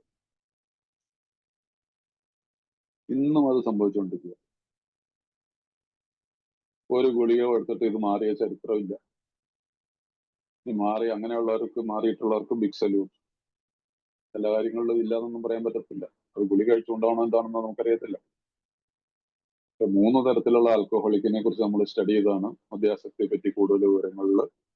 അതിനകത്തുള്ളതില് ആ 3ാമത്തെ തരത്തിലുള്ള ആളുകളാണ് നമ്മൾ. അവരുടെ കാര്യത്തിൽ ഇതൊന്നും വർക്ക് ചെയ്തിട്ട് വളരെ വളരെ റയറസ്റ്റ് ആണ്. പക്ഷെ ഇന്നും ഡോക്ടേഴ്സ് അവകാശപ്പെടുന്നില്ല. അവര് കുറെ ടെക്നിക്കൽ പേരുകളും ചില ഇതൊക്കെ ഇട്ടുകൊണ്ട് പിന്നെ എന്താ ചെയ്യാ, ആളുകൾ വീട്ടുകാർ സഹകരിക്കുന്നപ്പോ സാമ്പത്തികമായിട്ടും പിന്നെ പോലെ തന്നെ റിഹാബുകളും ഒരു എന്താണ് പറയുന്ന ഒരു സുഖവാസ കേന്ദ്രമായിട്ട് മാറിയിട്ടുണ്ട്. ഇവിടെ ഞാനിപ്പോ ഡൽഹിയിലാണ്. ഇവിടെയൊക്കെ 3 മാസത്തേക്കൊക്കെ 3.5 ലക്ഷം രൂപയൊക്കെയാണ് ചാർജ് ചെയ്യുന്നത്. മനസ്സിലായില്ലേ? 4 ലക്ഷം, 3.5 ലക്ഷം. 3 ലക്ഷമൊക്കെ കോമൺ ആണ്.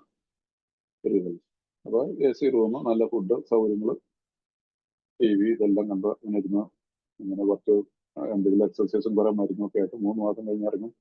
3 മാസം 6 മാസത്തെ കഴിയുമ്പോൾ വീണ്ടും വീട്ടുകാർ കൊണ്ട്, കാശുള്ളവരാണ് കൊണ്ടുവരും. അല്ലാത്തവരുണ്ട്, കാശില്ലാത്തവരുണ്ട്. 20,000 30,000 അവിടെ നല്ല അടിയും കൊടുത്ത് 6 മാസം 3 ചിലർ തിരിച്ചു വിളിക്കാനും വരാതെ വരുമ്പോൾ തള്ളി പുറത്ത് അടിച്ചു കൊണ്ടു നല്ല അടിയും കൊടുത്തിട്ട്. ശരി, ഇതെല്ലാം ചികിത്സാ കേന്ദ്രങ്ങൾ ചെയ്യുന്നതാണ്.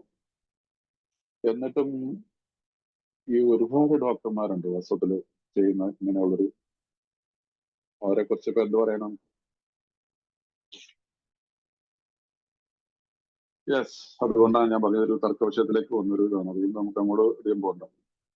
അപ്പൊ അവരുടെ ഉപദേശങ്ങൾ പിന്തുടരുക, അവരോട് ഉള്ള സത്യങ്ങൾ തുറന്നു പറയുക ഞങ്ങൾ ഒരിക്കലും ചെയ്യുന്നില്ല. ആ ഒരു കാര്യം ആരെയും അംഗീകരിക്കും.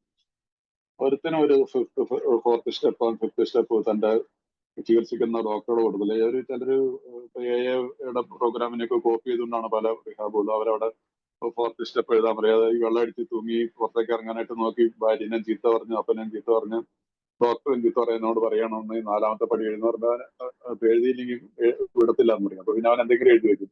5ാമത്തെ പടി കൗൺസിലറായിട്ട് ഏതെങ്കിലും കൗൺസിലറുടെ ഏതെങ്കിലും ഒരു മദ്യപാനിയുള്ള കാര്യം തുറന്നു പറയും. എന്തെങ്കിലും കലവലാന്ന് പറഞ്ഞിട്ട് എന്ത് വരും, ഇത്രയൊക്കെ ഉള്ളൂ എന്ന് പറയും. അതല്ല നമ്മുടെ പ്രോഗ്രാം. അതിസൂക്ഷ്മതയോടും ഭയം കൂടാതെ, അതാണ് നമുക്ക് ആവശ്യമുള്ളത്.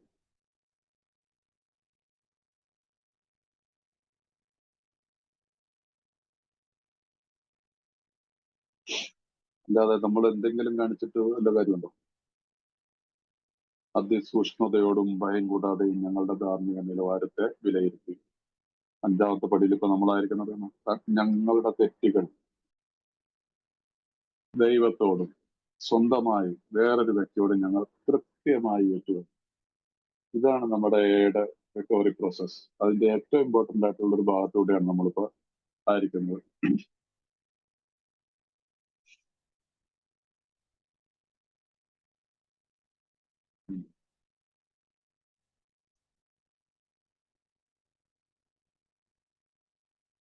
ഞങ്ങളുടെ അനുകമ്പം ഉണ്ടായിരുന്ന ഈ ആളുകളോട് സത്യസന്ധത പുലർത്താൻ ആഗ്രഹമില്ലായിരുന്നു. ഞങ്ങൾ ആരോടും സത്യസന്ധത പുലർത്തുന്നവരായിരുന്നില്ല. ഞങ്ങളുടെ അനുകമ്പം ഉണ്ടായിരുന്ന ഈ ആളുകളോട് സത്യസന്ധത പുലർത്താൻ ആഗ്രഹമില്ലായിരുന്നു. ഞങ്ങൾ ആരോടും സത്യസന്ധത പുലർത്തുന്നവരായിരുന്നില്ല. വായിച്ചു കഴിഞ്ഞാൽ ഇത്തിരി കോംപ്ലിക്കേറ്റഡ് അല്ലേ? അപ്പൊ നമ്മളോട് ഈ ഡോക്ടേഴ്സിന് അനുകമ്പയുണ്ട്, കൗൺസിലേഴ്സിനൊക്കെ ഉണ്ട്. പക്ഷെ അവരോട് സത്യസന്ധത പുലർത്താൻ നമുക്കൊരിക്കലും ആഗ്രഹമില്ല. അങ്ങനെയുള്ളായിരുന്നവർ നമുക്ക് ആരോടും സത്യസന്ധത പുലർത്താൻ സാധിക്കുകയില്ല. ഈ സത്യസന്ധത എന്നുള്ളത് അതിന്റെ ഹോണസ്റ്റിയാണ് നമ്മുടെ ബേസ്. ഒന്നാമത്തെ പടിയുടെ ബേസ് എന്താണ്? ഹോണസ്റ്റിയാണ്. ആ സത്യസന്ധത നമുക്ക് ഈ പറയുന്ന ഡോക്ടർമാരോ റിഹാബിലോ ഒന്നും പോയി കിടന്നിട്ടൊന്നും നടക്കാൻ പോകണമെന്നില്ല. അങ്ങനെ ഒരു ലെങ്ത് ഓഫ് സെപ്പറേറ്റ് ഇല്ല. വളരെ റയർ ആയിട്ടാണ് കണ്ടിട്ടുള്ളത് റിഹാബിൽ പോയിട്ട് ഒക്കെ റിക്കവറിയിൽ വന്നതിന് ശേഷം. പക്ഷെ റിഹാബിൽ പോയിട്ട് അവർക്ക് മെസ്സേജ് കിട്ടിയിട്ട് തിരിച്ച് എയിൽ വന്നിട്ട് റെഗുലർ ആയിട്ട് മീറ്റിംഗ് വന്നിട്ട് റിക്കവറിയിലുള്ള ഒരുപാട് ആളുകൾ എനിക്കറിയാം. അവരെല്ലാം പറയുന്നത് ഓക്കെ, ശരീരത്തിൽ നിന്നുള്ള വിടുതൽ അവർ മാറ്റി തന്നു, പക്ഷെ എനിക്ക് റിക്കവറി വന്നത് ഞാൻ എയിൽ പ്രോഗ്രാം വന്നിട്ട് ഇങ്ങനെ പടികൾ പ്രാക്ടീസ് ചെയ്തതിനു ശേഷമാണ്. റിഹാബിൽ വെച്ചിട്ടും 4ാമത്തെ പടി 5ാമത്തെ പടിയൊക്കെ എഴുതിച്ചെന്ന് പറയും. അതൊന്നും ഞാൻ ചുമ്മാ പേരിന് എഴുതിയാൻ പറയും. സത്യസന്ധമായിട്ട് എഴുതിയത് എയിൽ വന്നതിന് ശേഷമാണ്. ആ ഒരു അനുഭവം കേൾക്കാൻ പറ്റും. അതുകൊണ്ട് റിഹാബുകളെ നമുക്ക് പൂർണ്ണമായിട്ട് എഴുതി തള്ളാനൊന്നും പറ്റുമൊന്നുമില്ല. അദ്ദേഹത്തിന്റെ ശരീരത്തിൽ നിന്നായാലും വിടുതൽ മാറ്റി കൊടുക്കാൻ പറ്റും. അവർക്കൊരു മെസ്സേജും കൊടുക്കും. നിങ്ങൾ പുറത്തിറങ്ങി കഴിഞ്ഞാൽ സാധാരണ ഒരു ഇതുള്ള റിഹാബ്, ചില റിഹാബുകൾ പോരെന്നും പറയും. കേട്ടോ, നമ്മുടെ നാട്ടിലുള്ള റിഹാബുകൾ, നമ്മുടെ കോട്ടയത്തൊക്കെ ഉള്ള ചില റിഹാബുകൾ, പാലയിലൊക്കെ ഉള്ള, പാലയിൽ എനിക്കറിയത്തില്ല, കോട്ടയത്തുള്ള 1-2 റിഹാബുകൾ എനിക്കറിയാം. അവർ പറയും നിങ്ങളെ മീറ്റിംഗ്സ് പോയേക്കരുതെന്ന്. എന്നാ അവർ പറയും പോയിട്ട് നീ കൂടുതലോ പ്രശ്നങ്ങളിലേക്ക് പോകുള്ളെന്ന് പറയും. സോ അത് അങ്ങനെ ഒരു കഥയുണ്ട്. അതങ്ങനെ കിടക്കട്ടെ. അപ്പൊ അതുകൊണ്ട് നമുക്ക് ഈ ഒരു കാര്യമുള്ളൂ. സത്യം ആർക്കോ കോട്ടുവ വരുന്നുണ്ട്. ഞാൻ മ്യൂട്ട് ചെയ്തോളാം. സാർ പറഞ്ഞു. സോ അതുകൊണ്ട് നമുക്ക് ഇതിനകത്ത് വലിയ തർക്ക വിതർക്കങ്ങളിലേക്ക് പോകാതിരിക്കാം. എനിക്ക് എന്താണ് വേണ്ടെന്നുള്ള അവരൊരു തീരുമാനിക്കുക. നമുക്ക് ഈ ലോകത്തെ ഒന്നും എല്ലാവർക്കും ഒന്നും സഹായിക്കാം, തിരുത്താനും നമുക്ക് സാധിക്കത്തില്ല. നമ്മൾ പ്രാർത്ഥിക്കുന്നതല്ലേ എനിക്കെന്ത് മാറ്റാൻ പറ്റും എന്നുള്ളതിനെ അതിനാണ് ഞാൻ വർക്ക് ചെയ്യേണ്ടത്. അത് ആ കറേജ് ഈ ആൽക്കഹോളിക്സ് അനോണിമസ് നമുക്ക് വരും. പക്ഷെ കുറച്ച് ഫാക്ടുകൾ ഞാൻ ഇങ്ങനെ എന്റെ അനുഭവത്തിന്റെ ഇതിൽ പറഞ്ഞെന്നുള്ളൂ. നിങ്ങൾക്ക് അത് അഡ്മിറ്റ് ചെയ്യാൻ പറ്റുന്നവർക്ക് അഡ്മിറ്റ് ചെയ്യാം.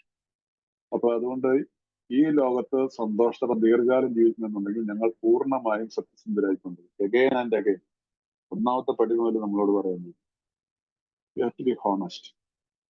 സ്വാഭാവികമായും ഞങ്ങളുടെ ശരിയായും ഞങ്ങളുടെ പ്രിയങ്കരവും തികച്ചും സ്വകാര്യമായ പടി അനുഷ്ഠിക്കേണ്ട ആളെയോ ആളുകളെയോ തിരഞ്ഞെടുക്കുന്നതിന് മുമ്പ് ഞങ്ങൾ വളരെയേറെ ആലോചിക്കുന്നു. കുമ്പസാരവും മറ്റും അനുശാസിക്കുന്ന മതവാദത്തിൽപ്പെട്ട ആളുകളാണെങ്കിൽ മതവാദത്തിൽപ്പെട്ട ഞങ്ങളുടെ കൂട്ടത്തിലെ ആളുകൾ അപ്രകാരം കുമ്പസാരം സ്വീകരിക്കുന്നതിന് ശരിയാമണ്ണം ചുമതലപ്പെട്ടിരുന്ന അധികാരിയുടെ അടുത്തിലേക്ക് പോകാൻ ആഗ്രഹിക്കുന്നു. ഞങ്ങൾക്ക് മതപരമായ യാതൊരു ബന്ധങ്ങളും ഇല്ലെങ്കിലും സുസ്ഥാപിതമായ ഒരു മതം നിയോഗിച്ചിട്ടുള്ള ആരുടെയെങ്കിലും അടുത്ത് ഞാൻ സംസാരിക്കുന്നത് ഞങ്ങളെ സംബന്ധിച്ചോളം നല്ല കാര്യമായിരിക്കും. അപ്രകാരമുള്ള ഒരാൾ ഞങ്ങളുടെ പ്രശ്നങ്ങൾ കാണാനും മനസ്സിലാക്കാനും പെട്ടെന്ന് കഴിവുള്ള ഒരാളെന്ന് മിക്കപ്പോഴും മനസ്സിലാക്കാവുന്നേ ഉള്ളൂ. ചിലപ്പോഴൊക്കെ അമിത മദ്യാസക്തരെ സംബന്ധിച്ച് മനസ്സിലാക്കാൻ പറ്റാത്ത ആളുകളുമായും കണ്ടുമുട്ടാൻ തീർച്ചയായും നിങ്ങൾക്ക് ഇടയാറാറുണ്ട്. അപ്പൊ ഇവിടെ ഈ നമ്മൾ നല്ലൊരു 4ാമത്തെ പടി എഴുതിയതിനു ശേഷം കാരണം അതിനകത്താണ് പറയുന്നത് ഈ ലോകത്ത് നമുക്ക് ജീവിച്ചിരിക്കണമെങ്കിൽ സത്യസന്ധമാണ്. ആ സത്യസന്ധത എന്നാണ് ഭയം കൂടാതെ അതിസൂക്ഷ്മതയും കൂടിയിട്ടുള്ള നമ്മുടെ 4th സ്റ്റെപ്പാണ്. ആ 4th സ്റ്റെപ്പ് ചെയ്ത് കഴിഞ്ഞാൽ നമുക്ക് 5ാമത്തെ പടിയിൽ എങ്ങനെയൊക്കെ അതിനുള്ളൊരു 1-2 ഓപ്ഷൻസ് പറയുന്നുണ്ട്. അതുകൊണ്ടാണ് ഏതെങ്കിലും മതവിഭാഗത്തിൽപ്പെടുന്നത്. ക്രിസ്ത്യൻസിനെ സംബന്ധിച്ചുള്ളവർക്ക് കുമ്പസാരം എന്നുള്ളൊരു സംഭവമാണ്. പക്ഷേ ഞാനൊക്കെ കുമ്പസാരിച്ചിരിക്കുന്നു പറഞ്ഞാൽ ഞാനും കുമ്പസാരിക്കും. കാരണം കുമ്പസാരിക്കുക എന്നുള്ളൊരു മാൻഡാറ്ററിയാണ്. എല്ലാ വർഷമൊന്നും കുമ്പസാരിച്ചിട്ടുണ്ടാവില്ല എന്ന് തോന്നുന്നു, എന്നാലും കുമ്പസാരിക്കണം. അപ്പൊ ആ കുമ്പസാരത്തിന് എന്താ കളവ് പറഞ്ഞിട്ടുണ്ട്, നുണ പറഞ്ഞിട്ടുണ്ട്, അത് പറഞ്ഞിട്ട് ഒരു 3 മിനിറ്റിൽ അച്ഛൻ്റെ മുമ്പിൽ പോയിരുന്ന മുട്ടിക്കുത്തിയിരുന്നത്. കത്തോലിക്കാർക്കാണെങ്കിൽ ഒരു കുമ്പസാരക്കൂട്ടിൽ അച്ഛൻ ഇരിക്കണം, പുറത്ത് ഇരുന്നിട്ട് ചെവിയിൽ പറഞ്ഞുകൊണ്ടിരിക്കുന്നത്. അങ്ങനെയാണ്. ഞാൻ കത്തോലിക്കലല്ല, മറ്റേ ഓർത്തഡോക്സ് ഇതിനകത്ത് പോകുന്നത്. അപ്പൊ ഞങ്ങൾക്ക് നേരിട്ട് അച്ഛൻ്റെ മുഖത്തോട് നോക്കി പറഞ്ഞു തറയിൽ മുട്ടുകുത്തിയിരുന്നിട്ട് എന്ത് വെറും പ്രശ്നമല്ലേ, എന്തെങ്കിലും ഇതാണ്. അപ്പൊ നമുക്ക് ഇവിടെ അങ്ങനെയുള്ള ഒരു ഉൾക്കൊള്ളുന്ന നമുക്ക് ചില മതത്തില് എല്ലാ മതത്തിലും കുറച്ച് നമുക്ക് ചില വ്യക്തികളെ വ്യത്യസ്തരായിട്ടുള്ള ചില പുരോഹിത വർഗത്തെ കാണാൻ പറ്റും. അവരുമായിട്ട് നമുക്കൊരു ബന്ധമുണ്ടെങ്കിൽ നമുക്ക് അവരോട് പറയാം ഞാനിങ്ങനെ ഒരു കാര്യം ചെയ്യുന്നുണ്ട് ഈ പടിയുടെ. അത് നമ്മുടെ അദ്ദേഹത്തിൽ നിന്ന് പുറത്തു പോകില്ല നമുക്കൊരു വിശ്വാസമുള്ള ആളാണെങ്കിൽ തീർച്ചയായിട്ടും അങ്ങനെയുള്ളവരെ സമീപിക്കുക. അത് ഏത് മതത്തിലാണെങ്കിലും, ഹിന്ദു മതത്തിലാണെങ്കിലും നമുക്ക് അങ്ങനെയുള്ള ആളുകളെ കാണാൻ കഴിയും. ഞാൻ പറഞ്ഞല്ലോ 4th സ്റ്റെപ്പ് എഴുതി കഴിയുമ്പോൾ നിങ്ങൾക്ക് 5ാമത്തെ പടി അതിനുള്ള ആള് നിങ്ങളുടെ മുമ്പിൽ ഉണ്ടായിരിക്കും. അത് ഏത് മതത്തിൽ, ഇസ്ലാമിലുള്ളവരാണെങ്കിൽ നല്ല നല്ല മൗലവിമാരും ഉസ്താദുമാരൊക്കെ ഇല്ലേ, ശരിക്കും ചിലർക്ക് ഈ പ്രോഗ്രാമിനെ കുറിച്ച് പോലും അറിവുണ്ടായിരിക്കും. അല്ലെങ്കിൽ ഈ ബുക്ക് ഒന്ന് കൊടുത്തിട്ട് ഇതിന്റെ ആ 4-5 പടിയുടെ ഭാവം ഒന്ന് വായിച്ച് മനസ്സിലാക്കി പറഞ്ഞാൽ അവർക്ക് സന്തോഷമായിരിക്കുള്ളൂ. നമ്മൾ മിക്കവാറും കാര്യങ്ങളിൽ ഇന്നത്തെ അതൊക്കെ ഈ ബുക്ക് എഴുതുമ്പോൾ ഉള്ളൊരു 100 പേരുള്ളൊരു കാലത്ത് എഴുതിയൊരു സംഭവം എന്നത് ഓർക്കണം. അന്ന് ഈ 100 പേരേ ഉള്ളൂ. ആ 100 പേരെ സംബന്ധിച്ചോളം ഒരു ആളുകളെ കണ്ടെത്താൻ. അപ്പൊ അതുകൊണ്ട് നമ്മളുടെ ഇതിനോടൊപ്പം പാർട്ടിലായിട്ടുണ്ടായിരുന്ന അതിനകത്തുണ്ടായിരുന്ന പലരും ഓക്സ്ഫോർഡ് ഗ്രൂപ്പിൽ നിന്നൊക്കെ വന്നവരാണ്. അപ്പൊ അതുകൊണ്ട് ആ മതത്തില് അധിഷ്ഠിതമായിട്ടുള്ള ആളുകളെയൊക്കെ പറയുന്നുള്ളൂ. പിന്നീട് ഇപ്പൊ അങ്ങനെയല്ലല്ലോ ഇന്ന് ലക്ഷക്കണക്കിന് അംഗങ്ങളായി ഈ ഗ്രൂപ്പിൽ തന്നെ ഇത്രയും പേര് ഇരിപ്പില്ലേ. അപ്പൊ ഇവിടെ നമുക്ക് അതിനൊരാളെ നമുക്ക് AIL തന്നെ കണ്ടെത്താൻ നമുക്ക് സാധിക്കും. അതുകൊണ്ട് ഇതിന് അങ്ങനെ ഒരു വശം കൂടി ഉണ്ട്. അതുകൊണ്ടാണ്. പക്ഷെ അത് ഇങ്ങനെ എടുത്താലും കുഴപ്പമില്ല. മതത്തിന്റെ അധിഷ്ഠിതമായിട്ടുള്ള ആളുകളെ നമുക്ക് കണ്ടെത്താൻ സാധിക്കും. ഇനി അടുത്തത്, ഞങ്ങൾക്ക് അതിന് പറ്റിയില്ലെങ്കിലോ അഥവാ ഞങ്ങൾ അത് ചെയ്യാൻ പറ്റാത്ത നിലയിലാണെങ്കിലോ ഞങ്ങൾ മിതഭാഷയും സഹൃദയമായ സുഹൃത്തിന്റെ സൗഹൃദം നേടുന്നു. ഒരുപക്ഷെ ചിലപ്പോൾ ഞങ്ങളുടെ ഡോക്ടറോ മനഃശാസ്ത്രജ്ഞനായിരിക്കാം മനുഷ്യൻ. അത് ഞങ്ങളുടെ കുടുംബാംഗങ്ങൾപ്പെട്ട ആരെങ്കിലും ഒരാളാകാം.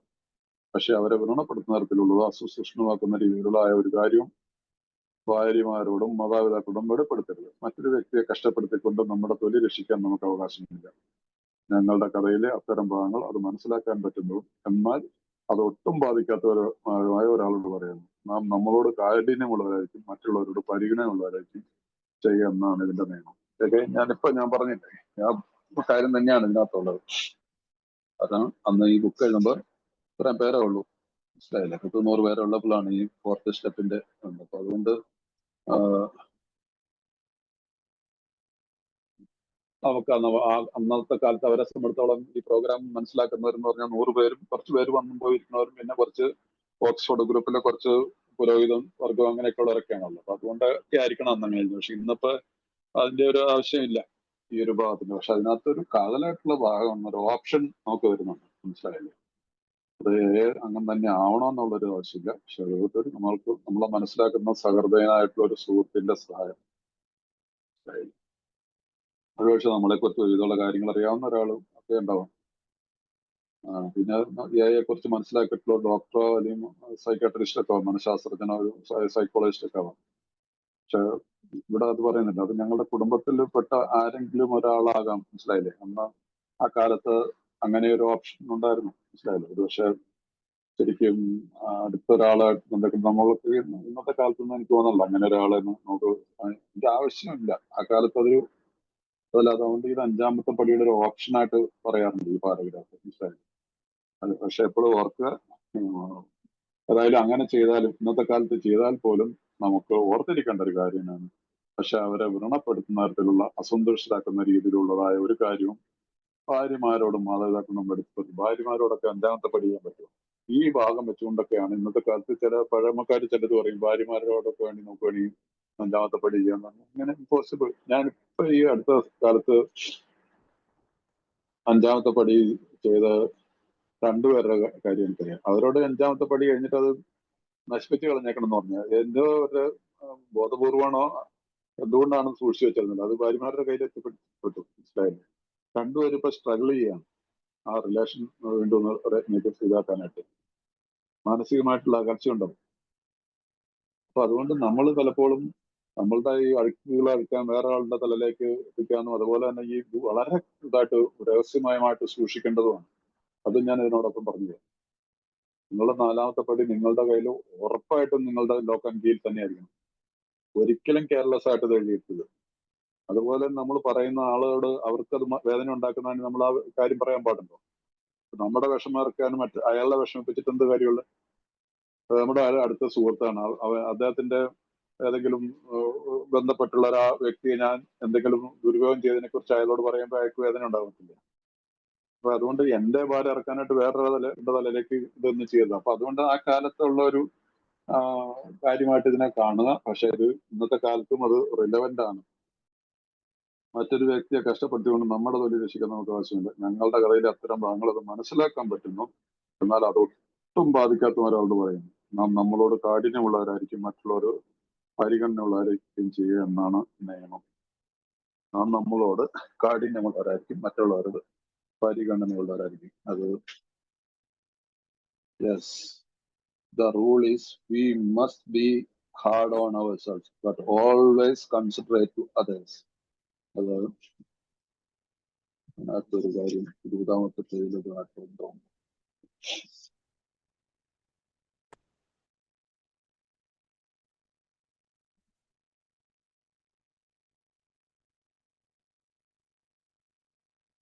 As our very lives as ex-problem drinkers depend upon our constant thought of others and how we may help meet their needs.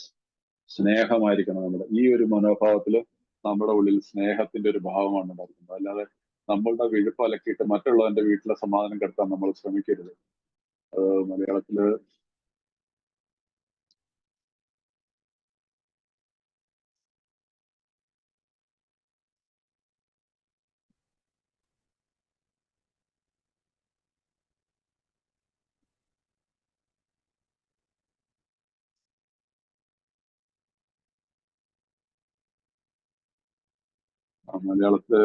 ഭാഗത്ത് ഏതായാലും എനിക്കത് മനസ്സിലാക്കാവുന്ന ഒരു സിമ്പിൾ ഇംഗ്ലീഷ് ആണല്ലോ, ഒരു സിമ്പിൾ ഇംഗ്ലീഷ് ആണല്ലോ. അപ്പൊ അത് മനസ്സിലാക്കുക.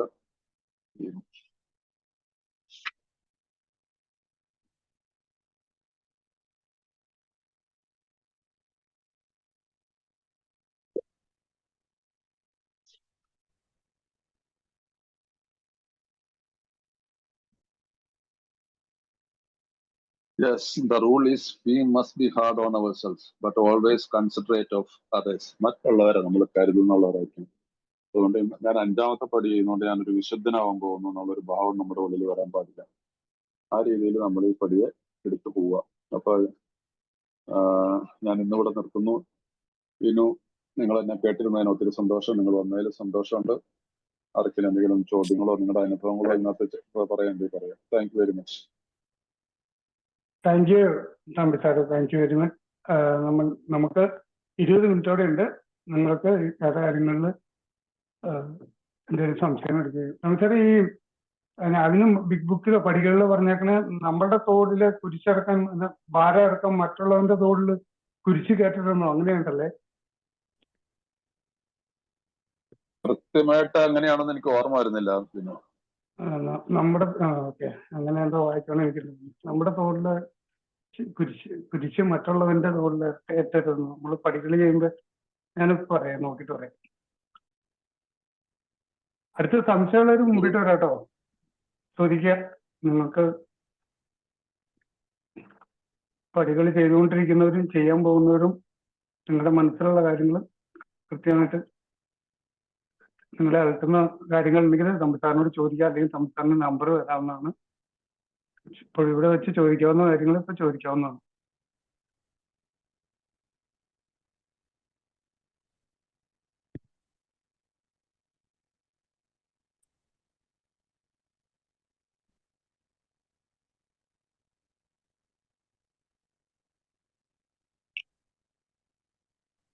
ആർക്കും സംശയങ്ങളൊന്നുമില്ല.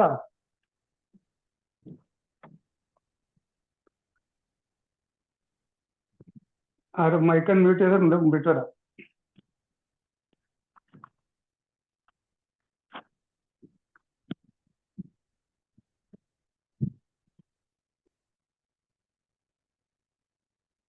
Thank you sir. ഞാൻ ചോദിക്കാം.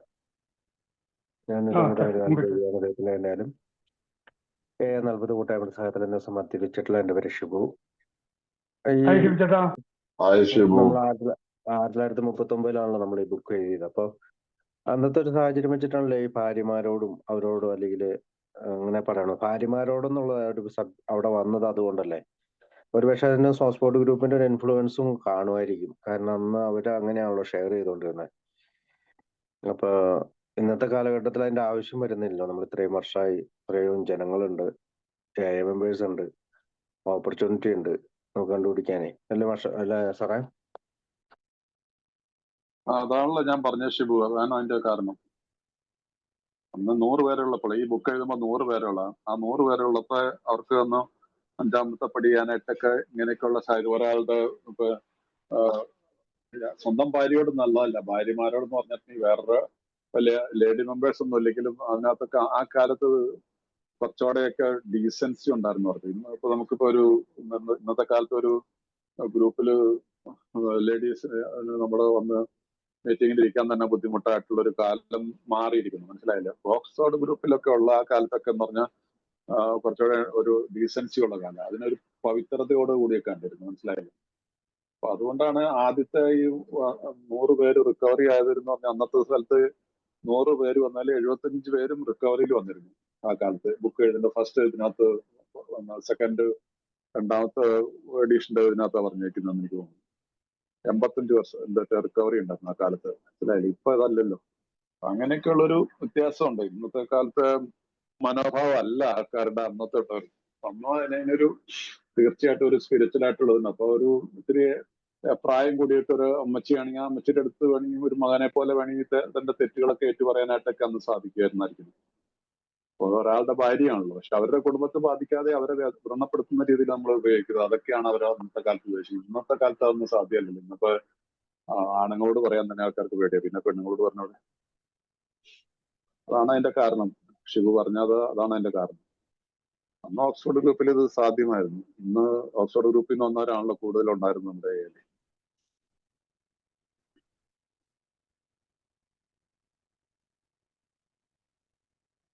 താങ്ക് യു തമ്പി സാറെ. മറ്റേ ആർക്കെങ്കിലും സംശയം കൊണ്ട് മുമ്പിട്ട് വരാം.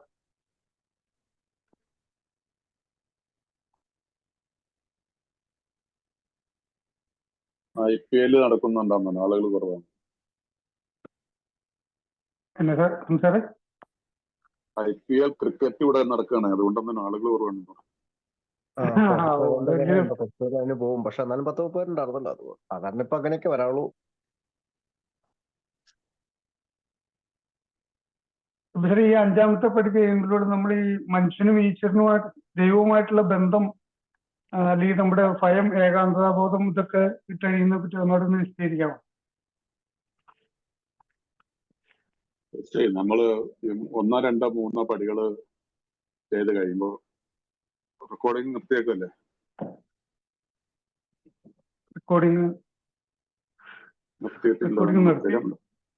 നിർത്തിയേക്കാമോ? റെക്കോർഡിങ് ആരാ? ഞാൻ നിർത്തിയത്. റെക്കോർഡിംഗ് ഉണ്ട്.